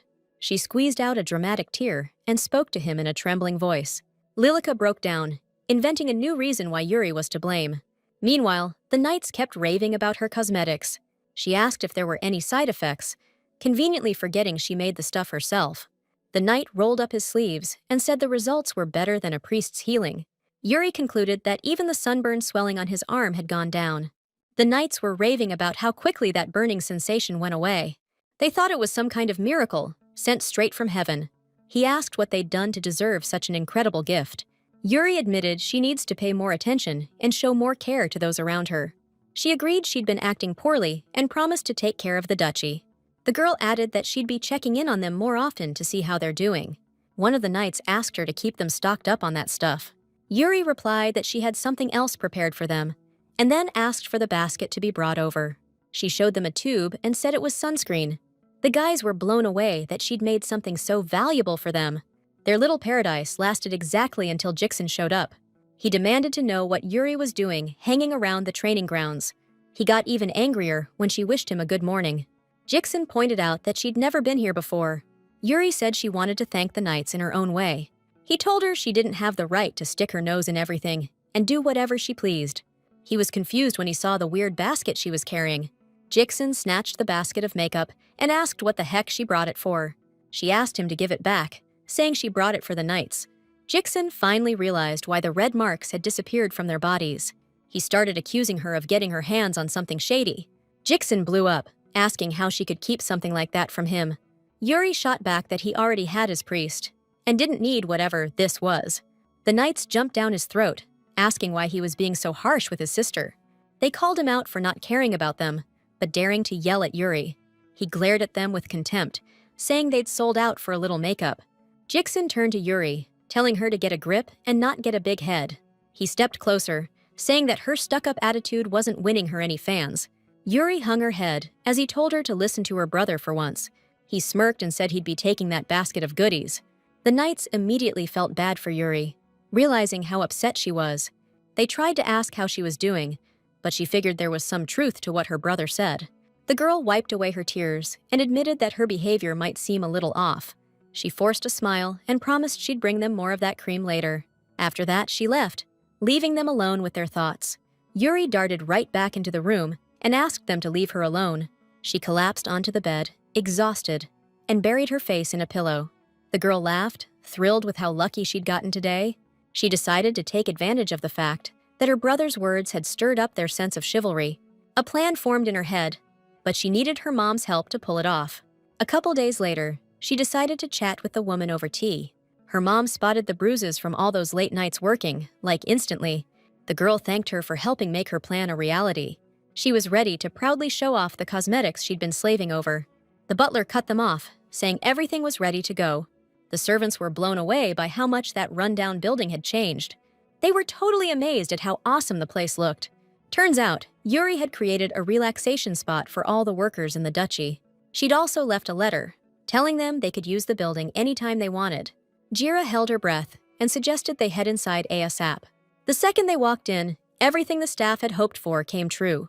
Madame Yuri had set them up with a whole house, complete with an awesome living room. The maids plopped down on the couch and were blown away by how soft it was. On top of that, Yuri left bottles of beauty stuff for them on the table. The girl greeted the staff and said it was a special gel paste for muscle soreness. It had a cooling effect and could really take the edge off. She met them with a smile and asked if they liked what she'd put together. The girl also hooked them up with hand cream to soften their skin. Yuri told them to make themselves at home and let her know if they needed anything at all. They were genuinely grateful for everything she'd done for them. The staff was totally stoked by all the awesome stuff she brought them. That's how she smoothed things over and got the lowdown on what potential buyers were into. On top of that, she helped Jira and the knight get closer. They were really getting into all sorts of topics, even little sisters. Jira casually mentioned how surprised the knights were to see Lillica so pissed off. They started hashing out the whole pot incident, totally clueless she was eavesdropping. The knight had no idea Lillica had pulled such a dirty trick. The maids and knights never used to hang, but now they're always shooting the breeze. Lillica came back to the room and realized her situation was going from bad to worse. She trashed the place and mentally called Jixin a real piece of work. She thought he'd come up with a plan, but he just threw a fit. Lillica knew that now, more than ever, she wouldn't be able to sway anyone's opinion. A wave of fear washed over her when she heard the Duke was back home. Lillica bolted out of the room, thinking about the gifts. Dad always brought back presents for her and Jixin after every trip. She remembered how Yuri used to get bummed out as a kid because she couldn't keep them forever. The guy didn't get her feelings and thought she was ungrateful. Lillica told herself she didn't care about the servants as long as she had the head of the house on her side. She was scared that she might become irrelevant to him, considering how unhappy he was. The girl thought his gift would prove that she was the favorite child. Lillica bolted to the main hall and ducked behind the door. She saw the guy agree to a drink and ask them to get Lillica. The girl was stoked when she saw him pull out the precious little box. She strolled up to him real slow and asked how his trip went. The man held out the gift and told her to tear into it. The girl thanked him for thinking of her and finally popped open the box she'd been waiting for. Lillica was blown away by the new, super expensive trinket he brought back from his trip. She was about to show it off, but then she heard her sister's footsteps. Yuri smiled and complimented the bling, saying it looked great on her. Turns out, their dad also told Yuri to come on down. The butler told him she was building a rec area for the staff. She thought he'd chew her out, but he was actually impressed. He was stoked she was finally stepping up as the Duke's kid. Not only did he praise her, but he even decided to get her a gift. Yuri thanked her dad sincerely and took a box of her own. She definitely wasn't expecting her stern father to give her something so valuable. Her eyes went wide when she saw the incredible gift. In her hand was a super rare stone called a radiant ruby. The girl thanked her father and hurried back to her office. She felt weird, because in the original story, Lillica was supposed to get that stone. Yuri didn't even bother trying to win over her fickle father. In the original story, Lillica had this awakened healing power. On top of that, she got a ton of help from the main male leads who were totally devoted to her. One of them risked his neck more than once to keep Lillica safe. Syrian wasn't just some brave knight, he also controlled spirit magic. With his help, Yuri could boost her own power and grow even more plants. According to the story, Syrian should be showing up right about now. So, she secretly went to the auction, hoping to find him ASAP. Nobody would ever guess that this regular-looking store was running a slave auction. In the original story, Syrian got sold off to some rich noble.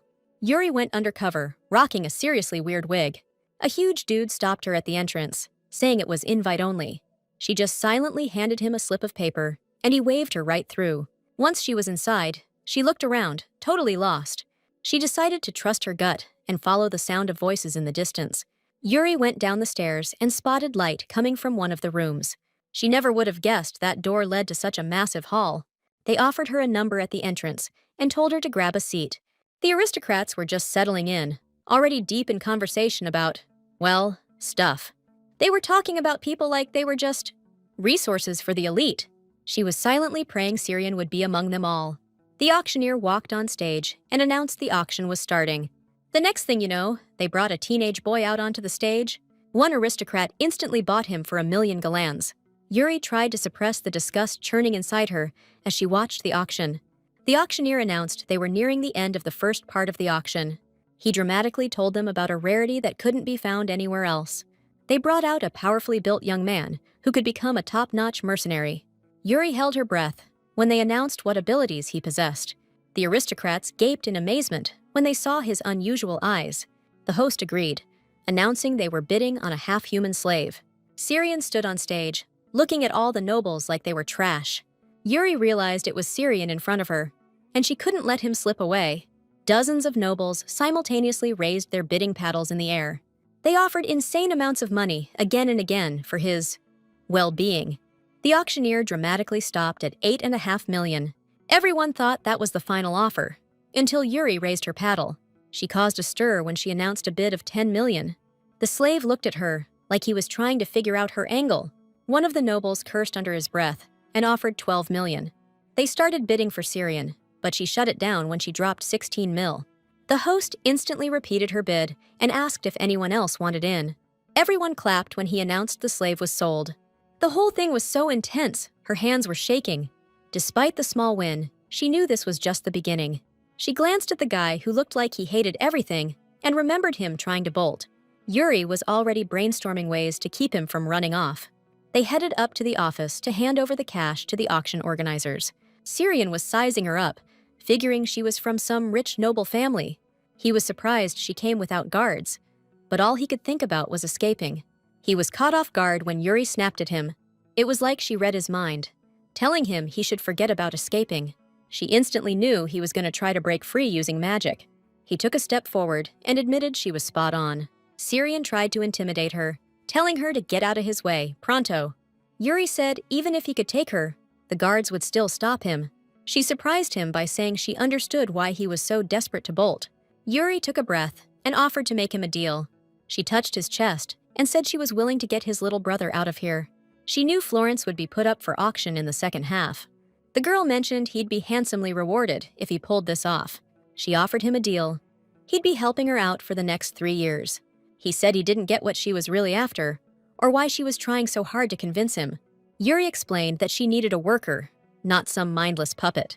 She smiled and added he could always bail if things got too hot to handle. Syrian went quiet, like he was trying to figure out if he could trust her. In the end, he agreed, and Yuri kept her word on part of the deal. He could finally meet up with Florence, who was also part of the auction. They hugged, stoked that they were actually going to stick together. Yuri told them to get a move on, saying they didn't have all day. After that, they got into the carriage, where Yuri asked them to hold out their hands. She used a magic spell that made their shackles disappear. Floners figured this girl had to be all right, since she freed them. Yuri realized they still hadn't introduced themselves and took off her wig. She smiled and repeated that she was granting them freedom in exchange for good cooperation. Syrian frowned and said that this woman couldn't be trusted, just like any other aristocrat. He believed that a decent person wouldn't have anything to do with an auction like this. The guy added that she could end up treating them even worse than their previous owner.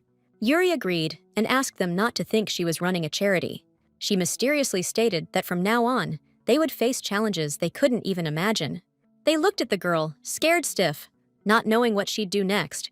Syrian said she could do whatever she wanted, as long as she kept her word.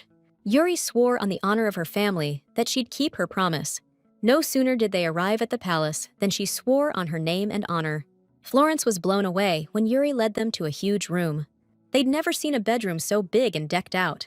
She told them where to find food and suggested they chill until tomorrow. Florence was over the moon when she saw they even had a bathroom. On top of that, she was stoked that they'd set out fresh grub for them. They used to sleep in haystacks, but now they'd finally get to know what a bed was like. My little bro was genuinely stoked that such a kind lady took us in. Syrian stayed on his guard, even though he was happy to see Florence smiling. He was dead certain that sooner or later, she'd show her true colors. The next morning, Yuri woke them up like they were in boot camp. She yanked open the curtains and announced that starting today, they were training. Yuri declared that from tomorrow on, they'd be getting up at 5 a.m. The girls saw their grumpy faces and said she'd be teaching them to train spirit magic. They had the blood of a people who could control spirits, which they couldn't handle yet. In the original story, their power awakened when Lillica was in trouble. Yuri kept pushing them over and over to focus on the task at hand. She was making them sprout a seed using their powers. Syrian told her not to be so rough with his brother. Yuri just shot back that his brother was doing way better than him. She added that she wasn't exactly thrilled about playing the tough drill sergeant either. The woman ordered them to focus and said they'd be training for 3 hours a day. Eventually, she managed to get them to complete the task. They were pissed when she slapped down 2 plates of salad in front of them. Syrian was furious, since even their old boss used to give them meat. She explained that clean eating was important for boosting spirit magic. She also added that Florence gets meat because he's a kid. Syrian was seriously ticked off that his brother sold him out for a meal. Right after lunch, they had endurance training waiting for them. They were ready to blow a gasket when they found out she wanted them to run 3 laps. She said this training regimen was designed by the head knight himself. After training, she promised them rest, but then dragged them to the library. She started laying it on thick, saying they could enrich their minds. Syrian freaked out and said there's no way he's reading that many books in his lifetime. Yuri told him to pick his poison, studying first or training first. The brothers exchanged a tense look, but came to different conclusions. Eventually, their studies finally started to pay off. The girl was pleased with the progress each of the brothers was making. She pointed out Syrian's mistakes and told him he needed to run a lap around the lake. Yuri told him he needed to be better prepared, then ordered him to start running. Florence was surprised, noting he was even faster than last time. The girl was happy with the kind of knight Syrian was becoming. She knew they needed to kick off his knight training ASAP. This time, she was going to make damn sure he served her, not Lillica. A few weeks later, Syrian had mastered his magic at an advanced level. He controlled it like it was some kind of endless surge of power. It moved from one area to another, creating new life. Yuri couldn't believe her eyes when everything lit up like that. They were stoked at how fast the flowers bloomed. Yuri knew right away they had some serious power. She happily announced she had a little something for them, a reward for doing so well. The girl smiled mysteriously and said they were both in for a surprise. Looks like she actually managed to shock them, judging by their faces. Standing before them was a high-level barrier spell, way out of reach for regular folks. She told them to step on through, saying there was something even cooler waiting inside. The second they walked through, Syrian's face twisted in astonishment. Inside the magic circle was a whole hidden farm, completely shielded from prying eyes. This girl managed to disguise a huge area as a greenhouse. Yuri admitted she wasn't even sure she could pull off her plan. She even met with the prince at Unette's negotiation firm. He looked at the list of ingredients and realized they were impossible to get in the Empire. He asked if they could substitute anything so they wouldn't have to go to another continent. That was a no-go because those ingredients were super important. She pitched him a plan she described as a fusion of magic and tech. She couldn't build a greenhouse that big on her own because the tech wasn't there yet. After thinking it over for ages, she decided to combine magic and the tech they had. She suggested using glass and barrier magic in the construction. The prince was visibly surprised and said something like that would never have crossed his mind. Ultimately, He decided to create a magic circle to conceal the construction. He asked her to step back and said he'd handle everything himself. After that, Yuri saw him create a whole magical flow with a single wave of his hand. Yuri had never seen such a massive magical barrier before. On top of that, they needed to constantly pour mana into it to keep it up. Yuri was truly in awe of the Crown Prince's abilities. It amazed her how casually he talked about his talents, like they were nothing special. The prince was the kind of guy she deeply respected. He started saying he was just helping out, and anyone could master magic to that level. Yuri gave him props, saying any plan's worthless if you can't pull it off. She added it was totally insane, the kind of thing most people couldn't even dream of doing. She was stoked he was using his skills to help her out. Yuri was surprised he'd been quiet for a few minutes after she said that. That's how he helped her set up a whole farm under the barrier. Florence was hyped, pointing out they could grow anything here. Yuri liked his confidence and told him to get to work. She also told them to listen up, because she had a big announcement. The girl declared Syrian would be her knight, sticking with her everywhere she goes. She also ordered Florence to grow the plants and be in charge of this place. They definitely weren't expecting her to be such a stone-cold, tyrannical slave driver. Yuri explained that she made the decision based on the qualities they'd shown. She was confident that with the right training, they'd become the best of the best. She smiled and said that from now on, their mission was work. The girl tried to encourage them, promising help and good pay. Ultimately, they had no choice but to play along with her rules. Everyone suddenly went silent when another man at the door asked to come in. The guy's jaws dropped when they recognized who it was. Standing before them was the actual Crown Prince and Yuri's partner. She said they usually keep their partnership quiet, but she still decided to introduce them. Yuri smiled, pointing to Florence, the young mage now in charge of the greenhouse. The kid went beet red when the prince himself shook his hand. Next, Yuri hurried to introduce her future knight. He didn't exactly look thrilled about the news that another dude would be escorting her. Syrian started getting worked up, saying she just sprung this on them. The prince had never seen Yuri talk to anyone like they were such close friends. Besides that, he noticed Syrian was pretty damn good looking. Yuri stepped closer to the prince and suggested they get acquainted. After a short chat, she offered to give him a more detailed tour of the place. The whole time, the prince couldn't take his eyes off Yuri and her future knight's interaction. He felt a pang of jealousy when that guy tried to brush a leaf out of her hair. He had the nerve to say a lady of her status shouldn't be so clumsy. The prince was even more convinced they were totally comfortable hanging out. Yuri suddenly turned around and complimented him for creating this place. The tenderness in her voice instantly snapped him out of his bad mood. He took Yuri up on her offer and decided to show them around himself. The size of the place was so mind-blowing, the brothers couldn't agree on anything. Yuri decided it was time to show off what the spirit mages could do. Syrian grumbled, saying he felt like some kind of trained monkey doing tricks. The brothers pointed their hands toward the object they needed to grow. The prince thought to himself that these guys were just as powerful as the court mages. He was seriously impressed with these dudes, and they'd only just started training. He figured their skills would get even better if he came around more often. Yuri immediately started worrying, knowing how packed his schedule already was. The prince suddenly got close and said he wanted to do everything he could to help. Yuri blushed and said that even just hearing him say that meant the world to her. She tried to bring up the transport situation, but his mind was elsewhere. He noticed her bangs were covering her eyes and decided to brush them away. His fingers accidentally grazed across Yuri's face, and she looked totally surprised. She went even redder when he asked if she was afraid of him. The prince was totally mesmerized, said her hair was in the way, and asked her to move it. He remembered she got all flustered last time too, when he touched her. Lady Yuri looked away and said that was a little out of the blue.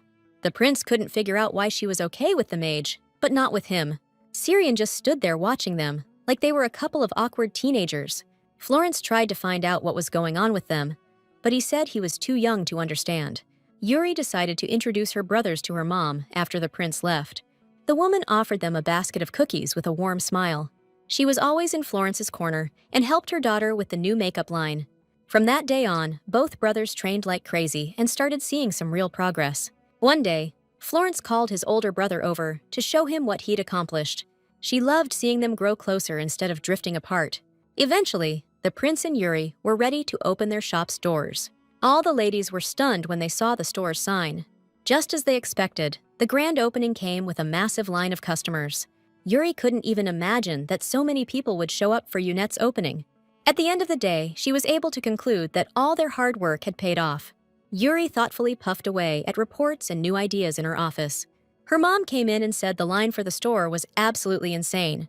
Yuri was grateful for everything her mom had done to get the business off the ground. The woman wanted to make sure Yuri was really set financially. Yuri said she was good and asked for help with something else. The girl handed her mom a letter she'd gotten a few days ago. The woman was floored when she saw it was about the upcoming festival. Yuri immediately asked if her mom could help her out with this. Turns out, Princess Vivian wanted back into high society and needed a companion. A week later, they gathered at the palace to celebrate the founding of the nation. This holiday was the most important in the empire, and all the nobles were expected to attend. During the banquet, the guests were talking shop and making deals. The young ladies mostly gossiped about dresses and how hot Prince Enoch had gotten. He gave him the whole shebang, reading that fancy speech like he was born to it. Dude was young, yeah, but you could already tell he was one seriously smart leader. They went right back to gossiping, mostly bitching about Princess Vivian not showing up. They were clueless about what kind of sickness could make her miss State Day. The girls figured they were total opposites and wondered how he even coped with everything. They shut their traps real quick when they heard this crazy loud noise. The girls looked over and saw Duchess Primrose standing there. They held their breath when she said she wanted to introduce them to someone. She grinned and said they were all going to be totally blown away. Next thing they knew, this blonde chick was standing right in front of them. All the ladies dropped their fans when they realized the princess was standing right there. Vivian hadn't shown up at any events since she was a kid. She greeted everyone with a smile and walked forward. She asked how they were doing and said she hadn't been able to come out in public for a long time. Count Gallion bowed and asked how she was feeling. She also mentioned her family had high hopes for his new business venture. Lady Larnett approached the girl and asked if she remembered her. The woman smiled kindly and said she'd seen her when she was just a little thing. The princess made sure everyone saw she wasn't just beautiful, but well-mannered too. Two guys were whispering, saying she was a hothouse flower. They saw this as their shot to cozy up to the emperor's family. One dude set down his glass and figured he'd sweet-talk his way into her good graces. The girl turned around, a little lost in thought, when she heard a couple of guys talking. It hit her like a ton of bricks. She knew she'd seen them somewhere before. He asked if he could have a word, then asked if she knew anything about Generale or Ornapine. After a moment's thought, she remembered they were these famous authors. The guy complimented her smarts and asked if she'd ever heard of Eason Island. As soon as he heard her answer, he was already thinking he could totally win her over. He suggested she invest in researching the island's plant life. He even offered to share the idea with her brother, which actually made her smile. She was like, "How can you ask for investments without even having a plan?" The girl knew perfectly well they thought she was just some clueless bimbo. She just smiled and said that if those herbs were worth anything, someone would have studied them already. Vivian wanted to give them a tip, seeing as they were looking for the imperial family's backing. Just like she figured, they bolted right away, giving her a clear view of Yuri. The princess gave her props for how brilliantly they'd exposed Yunetta. Just a few days before the celebration, Yuri was on the fence about even going. She didn't want to ruin such an important event, especially with Vivian there. The princess gently squeezed her hands, like she wanted to take all her worries away. She thanked her for helping her find her strength and said she wanted to return the favor. She asked him to trust her and somehow convinced Yuri to come to the party. The girl walked up to the princess and offered her a drink. Those annoying guys came back and asked if she actually knew Yuri. They tried to remind her what kind of person Yuri was, but Vivian told them to shut their traps. She turned to Baron Benyart and Viscount Trin, saying their behavior was out of line. The princess promised she wouldn't forget this and took Yuri's hand. Yuri didn't say a word, just watched the girl with gratitude. She was genuinely happy that it wasn't just her mom supporting her anymore. They left, leaving the guys alone with a ton of new questions. The Baron and Viscount were baffled about how they'd gotten so close. Meanwhile, Lillica and her brother Jixon finally showed up to the party. The guard didn't sweat their lateness and waved them on through. Jixon sternly held out his hand to his sister, like she'd screwed up. The second she was on her own, she started trying to strike up a conversation. You can imagine her surprise when she found out people weren't exactly eager to talk to her. They used to be all over her, but now it was like they wanted nothing to do with her. At past events, they'd practically bend over backwards just to get her attention. They ditched her without a word, and then started gossiping about some other girl showing up. Lillica took a step forward, trying to see who they were all staring at. Her eyes went wide as she finally figured out who it was. The princess was standing right there, chatting casually with Yuri. They were getting along great, like they were best buds. The other guys couldn't stop buzzing about the two new hotties who showed up. They were saying all the things about Yuri Primrose that Lillica always dreamed of hearing. The last straw was when that gorgeous crown prince showed up. He walked right up to Lady Yuri and asked if she was enjoying the party. Lillica felt a pang of jealousy when she saw how good they looked together. Everyone felt like Yuri was the star of the show tonight. After dancing, the princess and Yuri decided to grab some fresh air. Vivian was totally charmed by the atmosphere.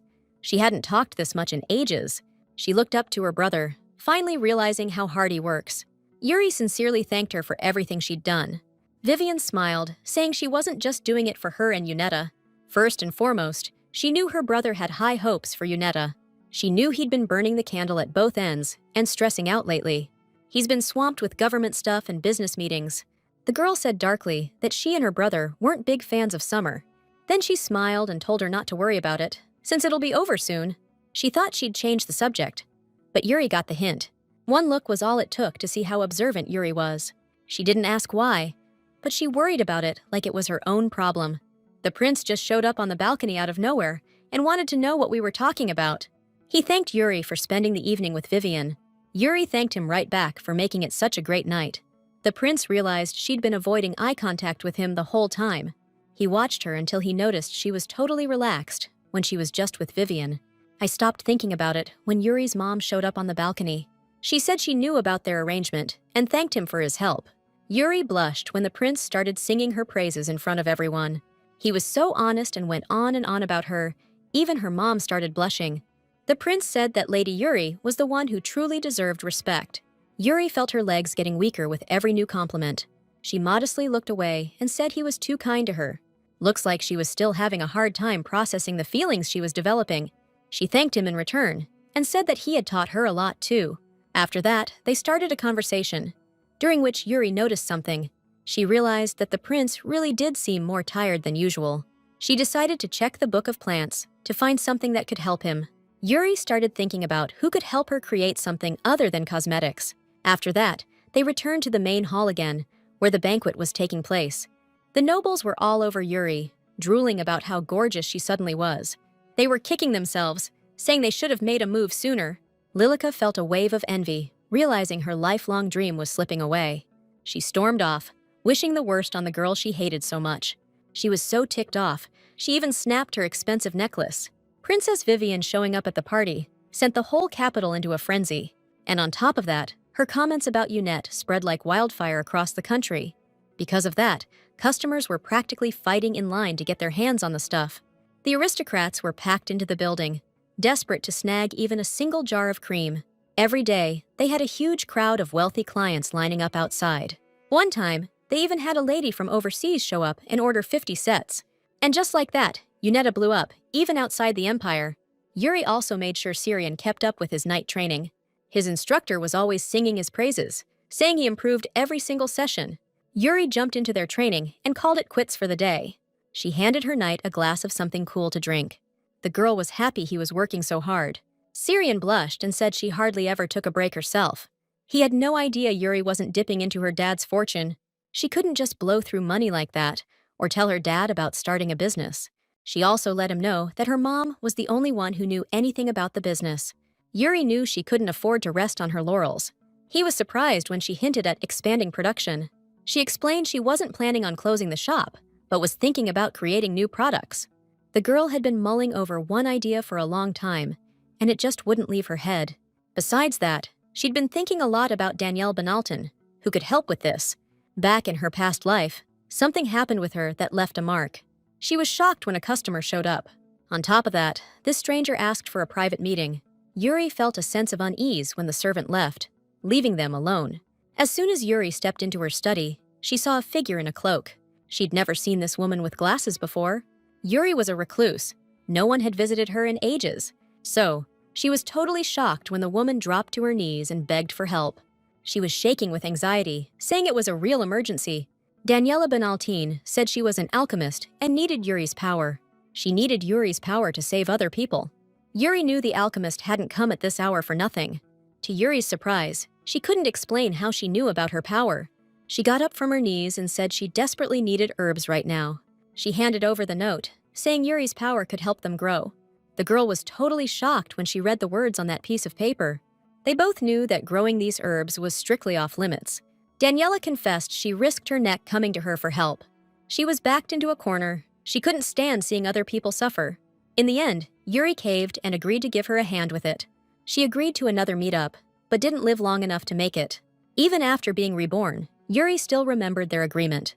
She thoughtfully scribbled the word elixir on the paper, the one she wanted to create. In theory, it could turn lead into gold, plus heal the sick and wounded. He was the alchemist's ultimate creation, 'cause he could grant eternal life. Yuri couldn't help but think about a future where they didn't have to rely on priests. She was curious why Daniela was so damn sure of herself. She took a sip of her drink and said goodbye to Syrian. Yuri grabbed her basket and told him to be ready for anything. The knight followed her and asked where she was rushing off to. The girl suddenly grinned and said that money doesn't spend itself. She decided to head to the busiest street in the whole empire. Yuri figured she could find the girl in a tavern down an alley somewhere. She held a secret that most folks couldn't even imagine. While regular Joes were knocking back beers, a secret society was meeting in the tavern.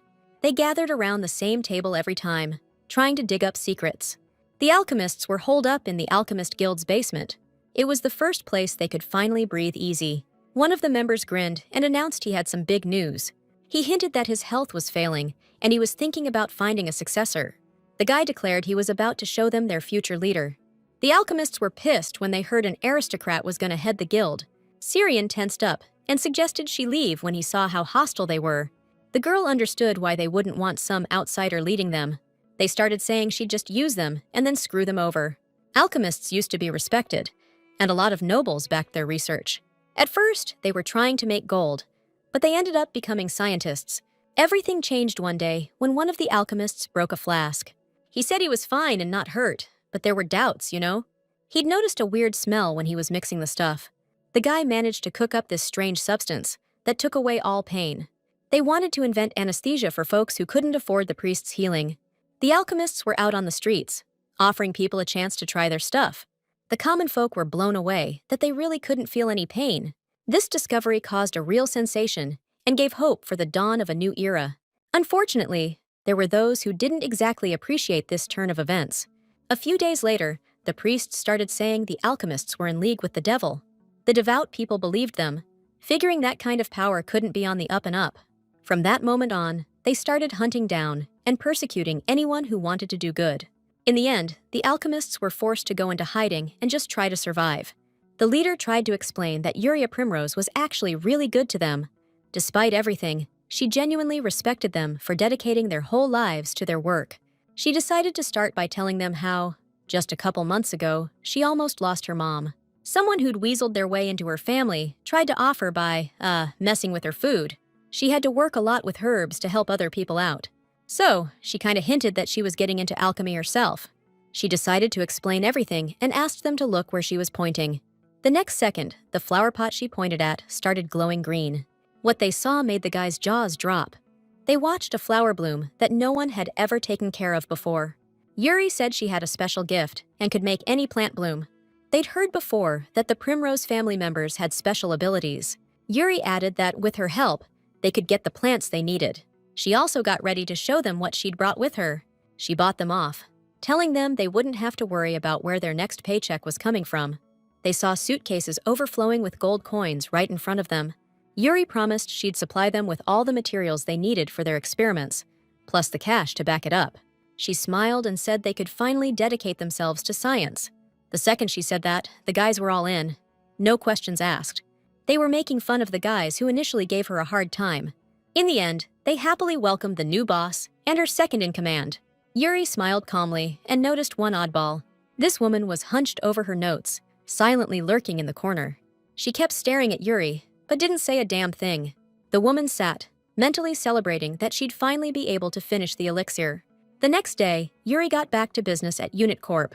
She knew they needed to get the fall collection ready and already had a few ideas. She decided to focus on products for moisturizing and exfoliating skin. Yuri also thanked the prince for building the greenhouse for her.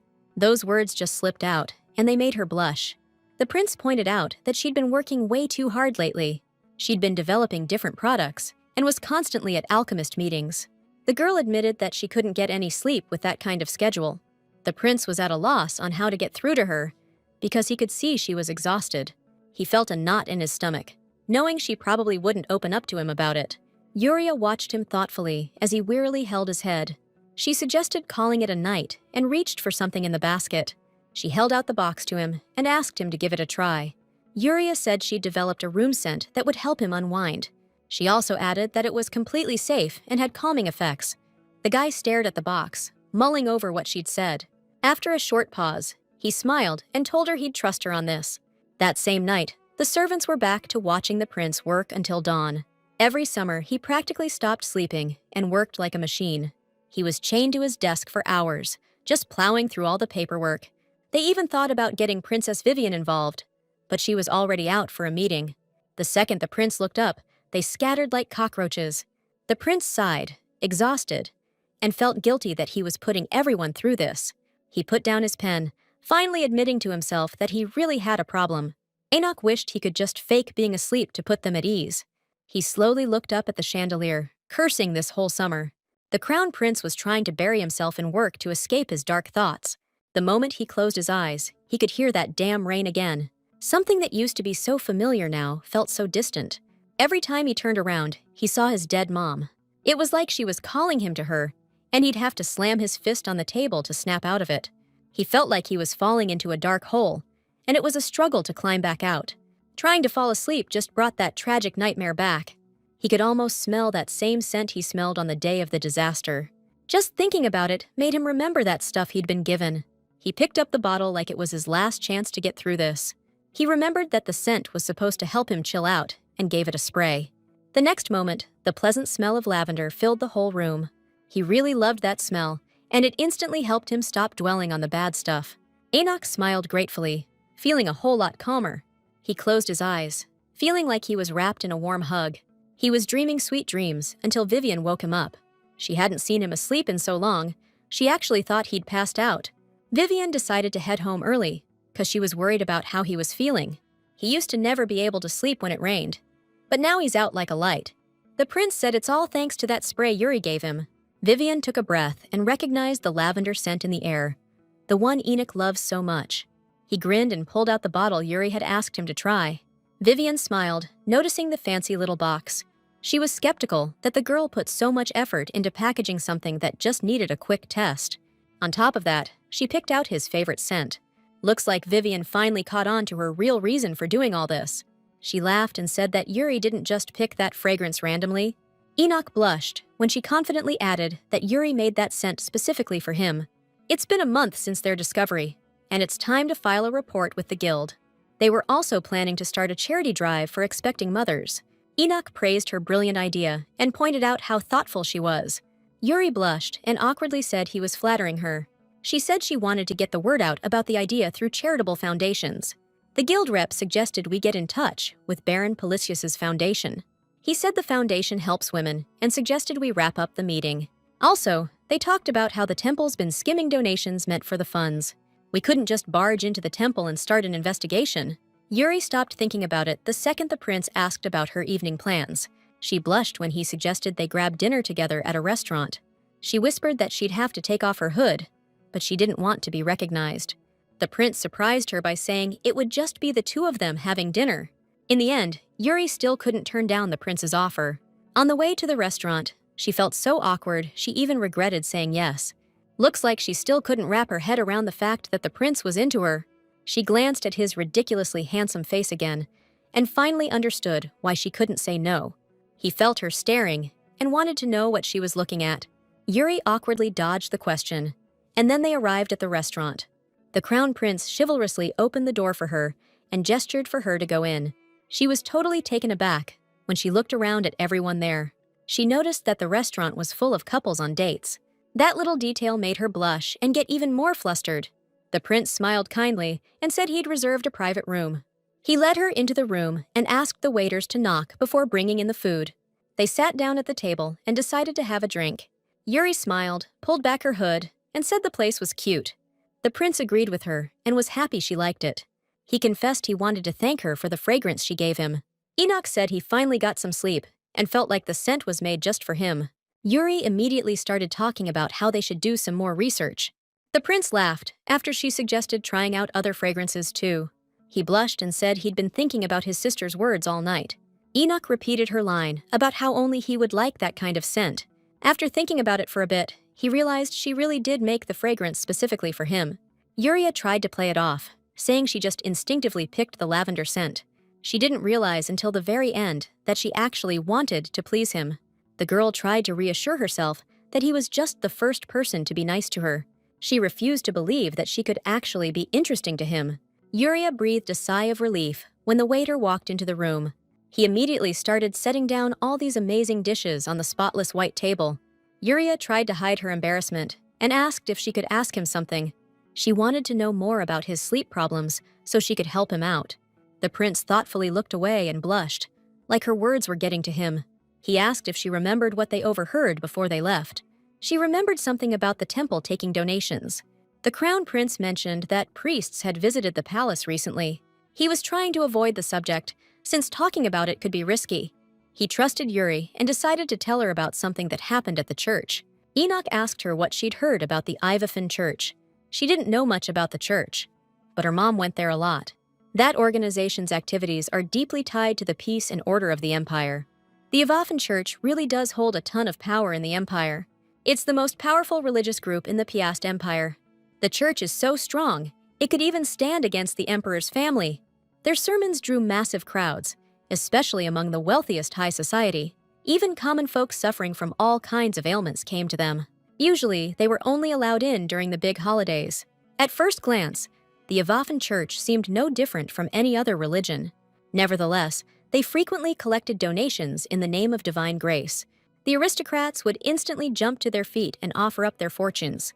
They brought insane amounts of cash just to make a contribution. Sometimes they'd show up with ridiculous problems, like worrying about wrinkles. The priest would touch her face and ask for blessings upon Lady Bunaria. The woman immediately declared she felt 5 years younger. The church was more like a bunch of hustlers using the power of the divine to get ahead.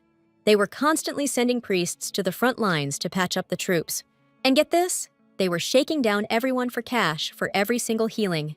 The imperial family was getting rinsed, paying through the nose just to keep their soldiers alive. A few weeks back, the head honcho priest himself rolled up to the emperor's palace. Count Conrad explained he was just filling in as an official in that district. The priest made himself right at home in the chair and gave the official a blessing, just like that.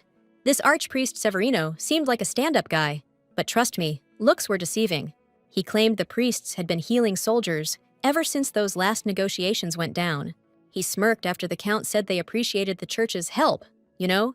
After that, he seriously started to doubt if they were really appreciated. He implied that the priests were having a tough time being around the soldiers. The priest made a grand gesture and said they should value them more. Count Conrad was outraged, since they'd already bumped up their pay. Severino asked if he really thought wielding the power of God was that easy. He added that regular folks were waiting months for help because of the war. Now the count understood why the troops had been complaining about their treatment lately. Severino suggested tweaking the payment system a bit, so they'd cover the priest's entire time away. He added that they'd been successfully tending to the soldiers' wounds for a while now. The priest handed the count a new contract, and his eyes went wide. Severino implied that if we refused, they wouldn't be able to keep sending priests our way. So they're trading serving God for lining their own pockets. Severino stood up and said that the temple's prosperity would please their lord. He promised to give us time to think it over and hoped we'd see reason. We're supposed to protect the army and the common folk, but these demands are making me uneasy. I know that if we agree, the church's appetite for more will only grow. What scares the crown prince is that he doesn't even know which way to turn on this. Yuri finally decided to reveal that she's been backing a group of alchemists. During her research, she's been thinking about ways to advance medicine. That's when she remembered the painkillers the church banned. After a little while, they managed to whip up some pain pills. The prince knew how risky it was to get mixed up with alchemists. Yuri Primrose weighed all the risks, but she couldn't pass up this chance. She smiled and said their world was in desperate need of a major shakeup. She confessed she planned on keeping it hush-hush until they actually made it big. Yuri added that, for now, he was the only one in the know. Out of the blue, the prince said he wanted to check out this guild. That very night, he summoned one of his men. At first, the Earl figured he was called in about the negotiations with the priests. The prince agreed, saying that was indeed part of the reason. He insisted on postponing the negotiations for a few months, no matter what it took. Looking at the crown prince, the Earl couldn't help but think he already had a scheme brewing. He mysteriously declared that today, he'd found a glimmer of hope that would show the way. This light was supposed to guide the empire, which was drowning in darkness. That very night, Yuri decided to keep her promise and sneak him into the guild. Turns out, she'd even bought out an entire building and disguised it as a tea house. She invited him to step inside and see it all for himself. She approached the alchemist and exchanged some coded phrases. They were talking about a certain tea that helped with headaches. As soon as the girl took a sip, her face lit up with pure delight. Yuri explained they were testing new pills made from ginger and mulberry. After that, she decided to show him the Alchemist Guild's lab. She provided everything the researchers could possibly need. Over time, they'd built up a ton of ideas and theories they could put into practice. She asked them to talk about the cough medicine they were working on. It was a concoction made from magnolia buds and the stems of other flowers. The other guy noticed his airways felt better right away. Yuri excitedly pointed out that the medicine's development was in full swing. She introduced them to her friend, who was interested in the possibilities of alchemy. The alchemists perked right up and offered him a chance to invest in their projects. They filled me in on finishing up a bunch of new medicines. Yuri told them to chill out and said she'd explain everything. After that, she pulled the prince aside and showed him their research plan. She was thinking about putting some of Unit's profits into pharmaceutical research. The prince said it was a great idea and asked how she planned to make money. Yuri answered that she already had a plan in case the church got involved. She was going to use Unit to sell a cream you put on wounds. Unit's already so established in the empire. It'll make it hard for the church to mess with us. She smiled and said that even if things got tough, she wouldn't back down. The prince was surprised when she said they should do everything they could to help people. Enoch smirked and said he really couldn't resist her. Yuri blushed after he told her she was exceeding all expectations again. He reminded her that this game could cost her everything, even though she could change the world forever. Even knowing that, he still wanted to help her, no matter what it took. He promised he'd risk it all to support the Alchemists Guild. Yuri was thrilled and asked for his guidance. Then, they sealed their agreement with a solemn handshake. Enoch smiled, realizing her warmth was getting to him. Suddenly, a flood of memories hit him, starting with that funeral. He remembered again how Vivian had been transformed because of her. More than that, she managed to light up the darkness and pain in his soul. He smiled, remembering how he'd sworn even back then to protect her smile. She had the power to guide him through the dark, no matter what the situation. Meanwhile, back at the Evafen church, things were getting heated. Severino was chewing out the priests for bringing in so little cash. Turns out, they couldn't even shake down half the amount they needed. They tried to excuse their failure by saying a lot of the nobles were joining Unit. Not only were they getting stiffed on their services, but Count Conrad still hadn't sent the dough. Severino ordered them to find out everything about this company and report back. After a while, one of the priests told him a lady wanted to meet with him. She was sitting in church, griping about these never-ending headaches. Lillica felt so awful. She was clutching her head in her hands. It was tearing her mind apart so badly, she couldn't even think straight. Just recently, she'd been invited to visit Count Nerad's estate. The ladies were all buzzing about the new arrivals at Unit's shop. Besides that, the whole city was gossiping about the charity drive for expectant mothers. Lillica wasn't really part of that conversation. She used to light up every ball, but now nobody even noticed her. She was even stuck going to this lame get-together because she wasn't invited anywhere else. The girl zoned out again, trying to figure out how she'd sunk so low. She was getting seriously ticked off at how disrespectfully everyone was treating her. On top of being ignored, these other broads were starting to give her a hard time. One of the girls asked if she had gotten her hands on the new limited edition face cream. Her fiancé had mentioned that her brother, Jixon, always got the new stuff first. Lillica lamely tried to excuse herself by saying she didn't have skin problems. The ladies thought it was weird that Yuri hadn't even set aside one jar for her. One of the girls pulled up a chair and asked her to snag a few jars for them. They'd heard that the Countess was tight with the founder of the company. Lillica knew that was a pipe dream, since they weren't even on speaking terms. She used to put on a show of being a good mom, but now they don't even talk. The ladies cracked up, gossiping about that whole bouquet incident with Lily. They were trying to tear her down, saying even a countess couldn't help her now. Lily shut them up by suddenly standing up and slamming her hand on the table. She asked them if they really needed those oils from the limited collection.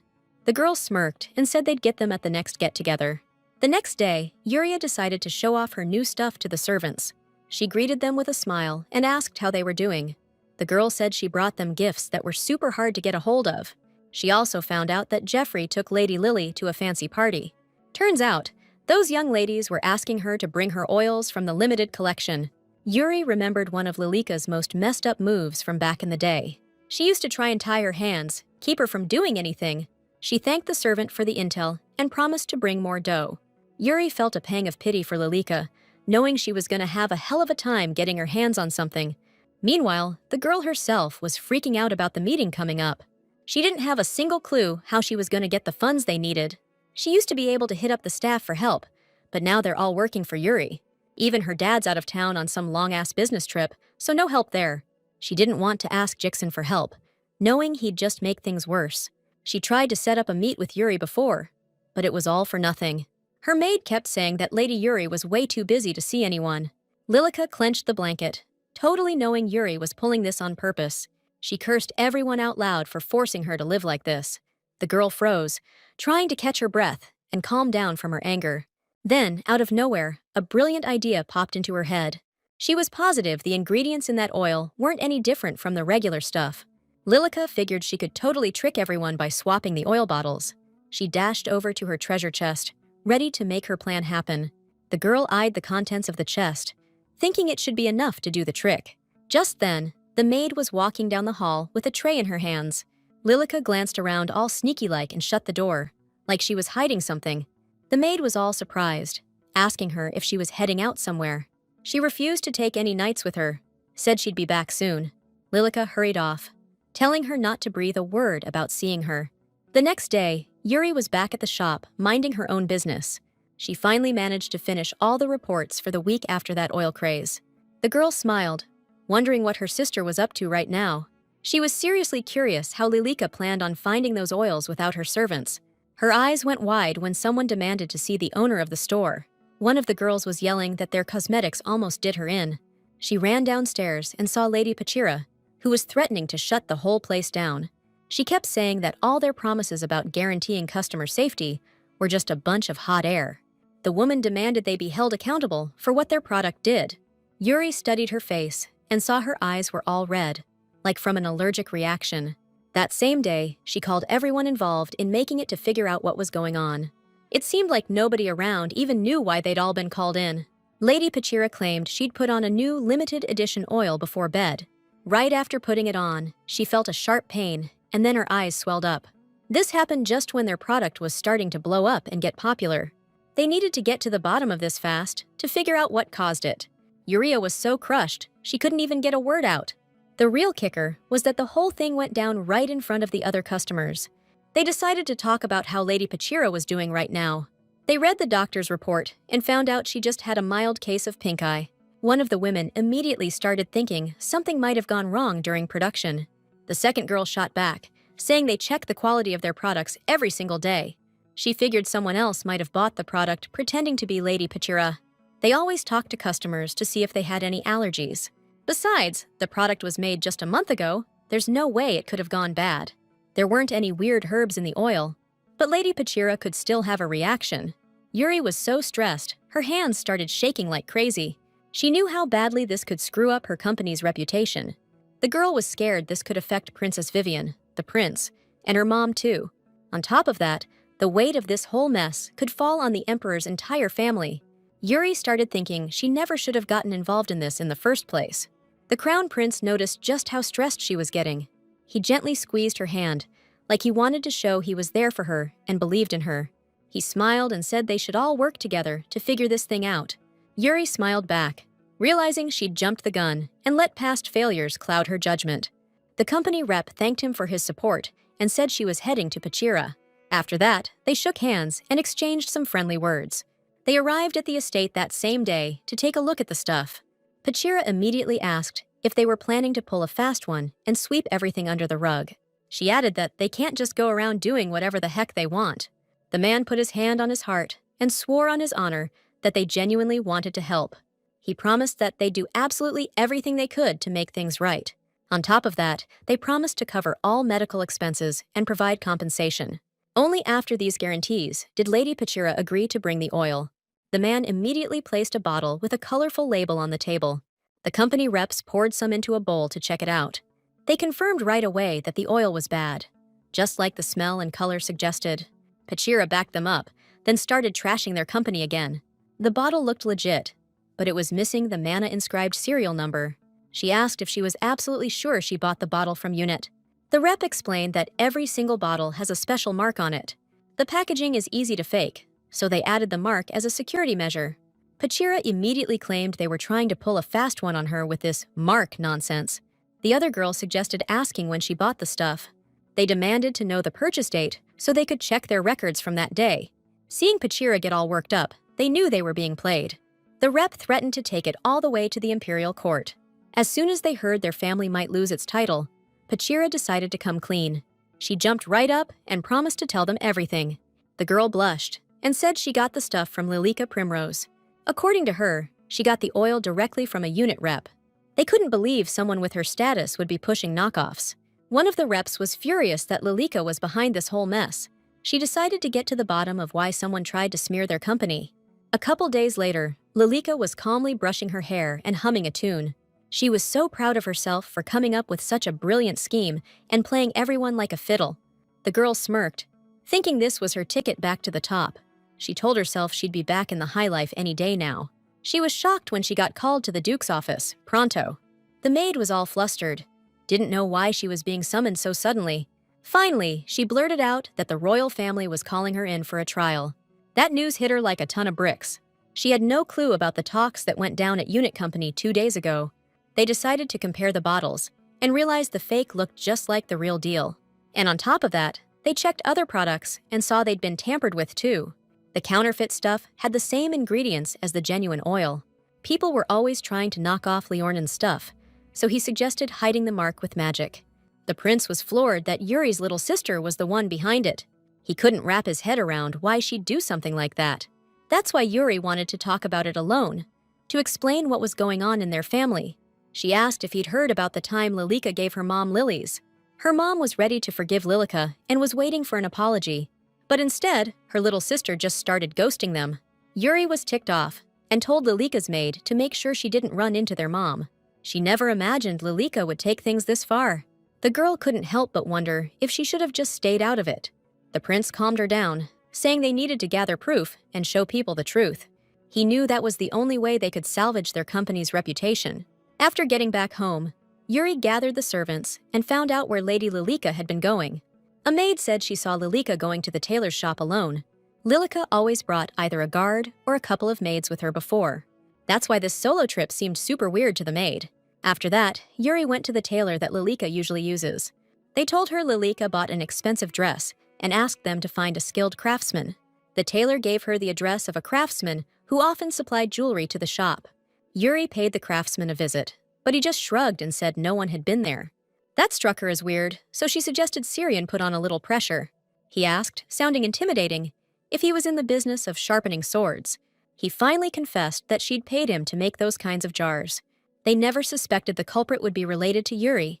The prince insisted she should face the music for her misdeeds. On top of that, he mentioned that she'd invested a lot in Unit. He figured this incident would make Lillica rethink her actions. Enoch declared he was starting legal proceedings against Lady Lillica Primrose. Just a couple of days later, Lillica got a serious dressing down from her father. He couldn't believe she was being sued for faking cosmetics. The guy was seeing red, ready to tear her apart for trashing the family name. He demanded she explain why she'd even pull a stunt like that in the first place. The Duchess walked into the study and said she didn't even know she needed that oil. She called her behavior unacceptable, saying she could have gotten the oil if she'd just asked. The father slammed his fist on the table, demanding to know what she was lacking that made her act this way. They all knew damn well she could get anything she wanted if she just asked. The girl started crying, saying she just wanted to make some friends with the other girls. She started playing the victim, saying even her own mother didn't give a damn about her. She tried to spin it, claiming Lady Pachira must have stored the oil wrong and was trying to frame her. The father bought the story and said he was partly to blame for what happened too. He wrapped it up by saying she'd be meeting the royal family tomorrow. The guy said they'd forgive her if she explained everything and showed remorse. They started calming her down, promising they'd do anything to protect her. Lillica smirked slyly and thanked him, clueless about what was coming. She thought her childhood sucked, never knowing her dad and losing her mom. Even so, she got a huge inheritance her mom left behind. They used to live together, but after her death, she moved to her father's estate. Her eyes went wide when she saw the lavish estate. She thought inheritances like that only happened in princess fairy tales. Her dad and brother welcomed her warmly after she showed up at the new place. Still, she couldn't say the same about her stepmother and sister. For the longest time, she felt like a thorn in the side of Yuri, her older sister. After every put-down, she tried to calm herself by reading a book her mom gave her before she passed. In that story, she overcame every hardship and won the love of the crown prince. Lillica was inspired by the story and decided to use Yuri's fiery temper. Thanks to that, she created the image of a heroine with a tragic past. She was only one page away from the handsome prince, who was her main goal. Enoch Piast was her ideal, and she was determined to get him by any means necessary. All this time, she couldn't figure out why he hadn't even glanced her way. No matter how hard she tried, she always remained invisible. D-Day was here. The prince had actually agreed to visit their estate. Duke Primrose said they invited him, so Lillica could apologize to him in person. Enoch Piast mentioned his words about a misunderstanding and said he was there to hear their side of the story. Lillica was seeing him this close for the first time and decided she could win him over. She put on a sad face and said she never meant to hurt anyone. The girl dramatically wiped away tears and said the ladies pressured her into getting the massage oil. She added that her mom was always too busy with social events. Lillica was certain Pachira was the one who stored things improperly. She gave the prince a guilty look and added that she just wanted to be friends with the ladies. To her surprise, the crown prince said he was deeply disappointed. He asked her if she even realized the gravity of what she'd done. The prince explained that not only the company could be affected, but the imperial family as well. He called it disrespectful that he was forced to listen to her lame excuses. Enoch scoffed, saying he had no choice but to take this to court. Lillica shuddered, feeling her head burn with panic and contempt. Her body started moving on its own as Enoch announced he was leaving. She caused quite a scene after she fainted. Duke Primrose scooped her up in his arms and urgently ordered the butler to be summoned. The prince got caught up in the general panic and ordered for a priest to be called. The duke asked if he really wanted to pursue legal action, despite all his daughter was going through. The prince asked if she was raised believing she could just do whatever the hell she wanted. He added that because of her little stunt, some lady almost lost her eyesight. Enoch declared he wasn't about to turn a blind eye to her shenanigans. The duke was ready to go head-to-head with the imperial family, but the duchess stepped in. She quickly bowed her head before the emperor and said they should have never let it come to this.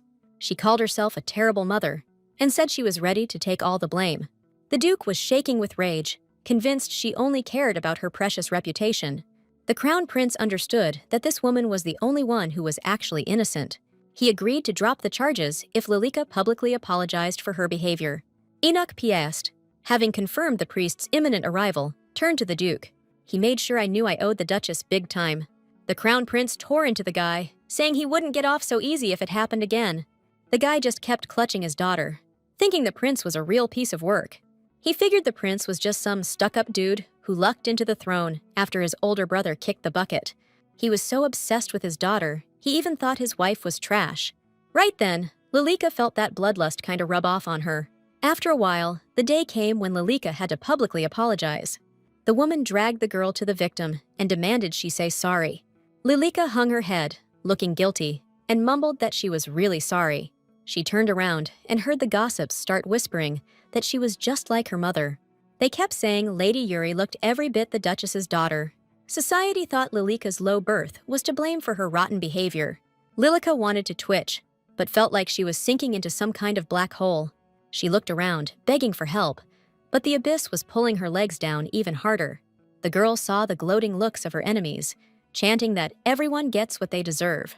Yuri, Princess Vivian, and Prince Enoch were all giving her the stink eye. This feeling of despair swallowed her whole until she snapped her eyes open.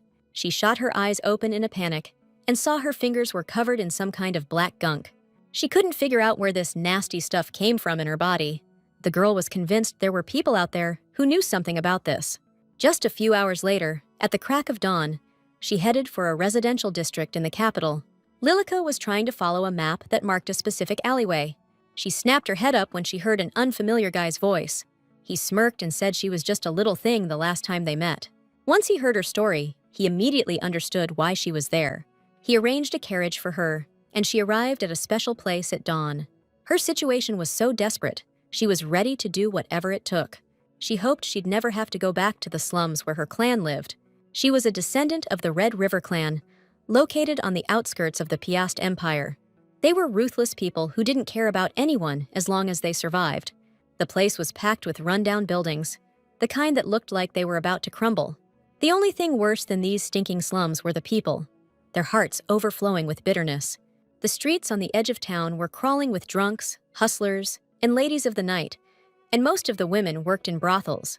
Her mom was no different, and she even had some high society types as clients. Over time, this became a reason for people to make fun of both Lillica and her mother. Despite all the crap she had to deal with, she was everything to her daughter. Lillica didn't need anything except her loving, amazing mom.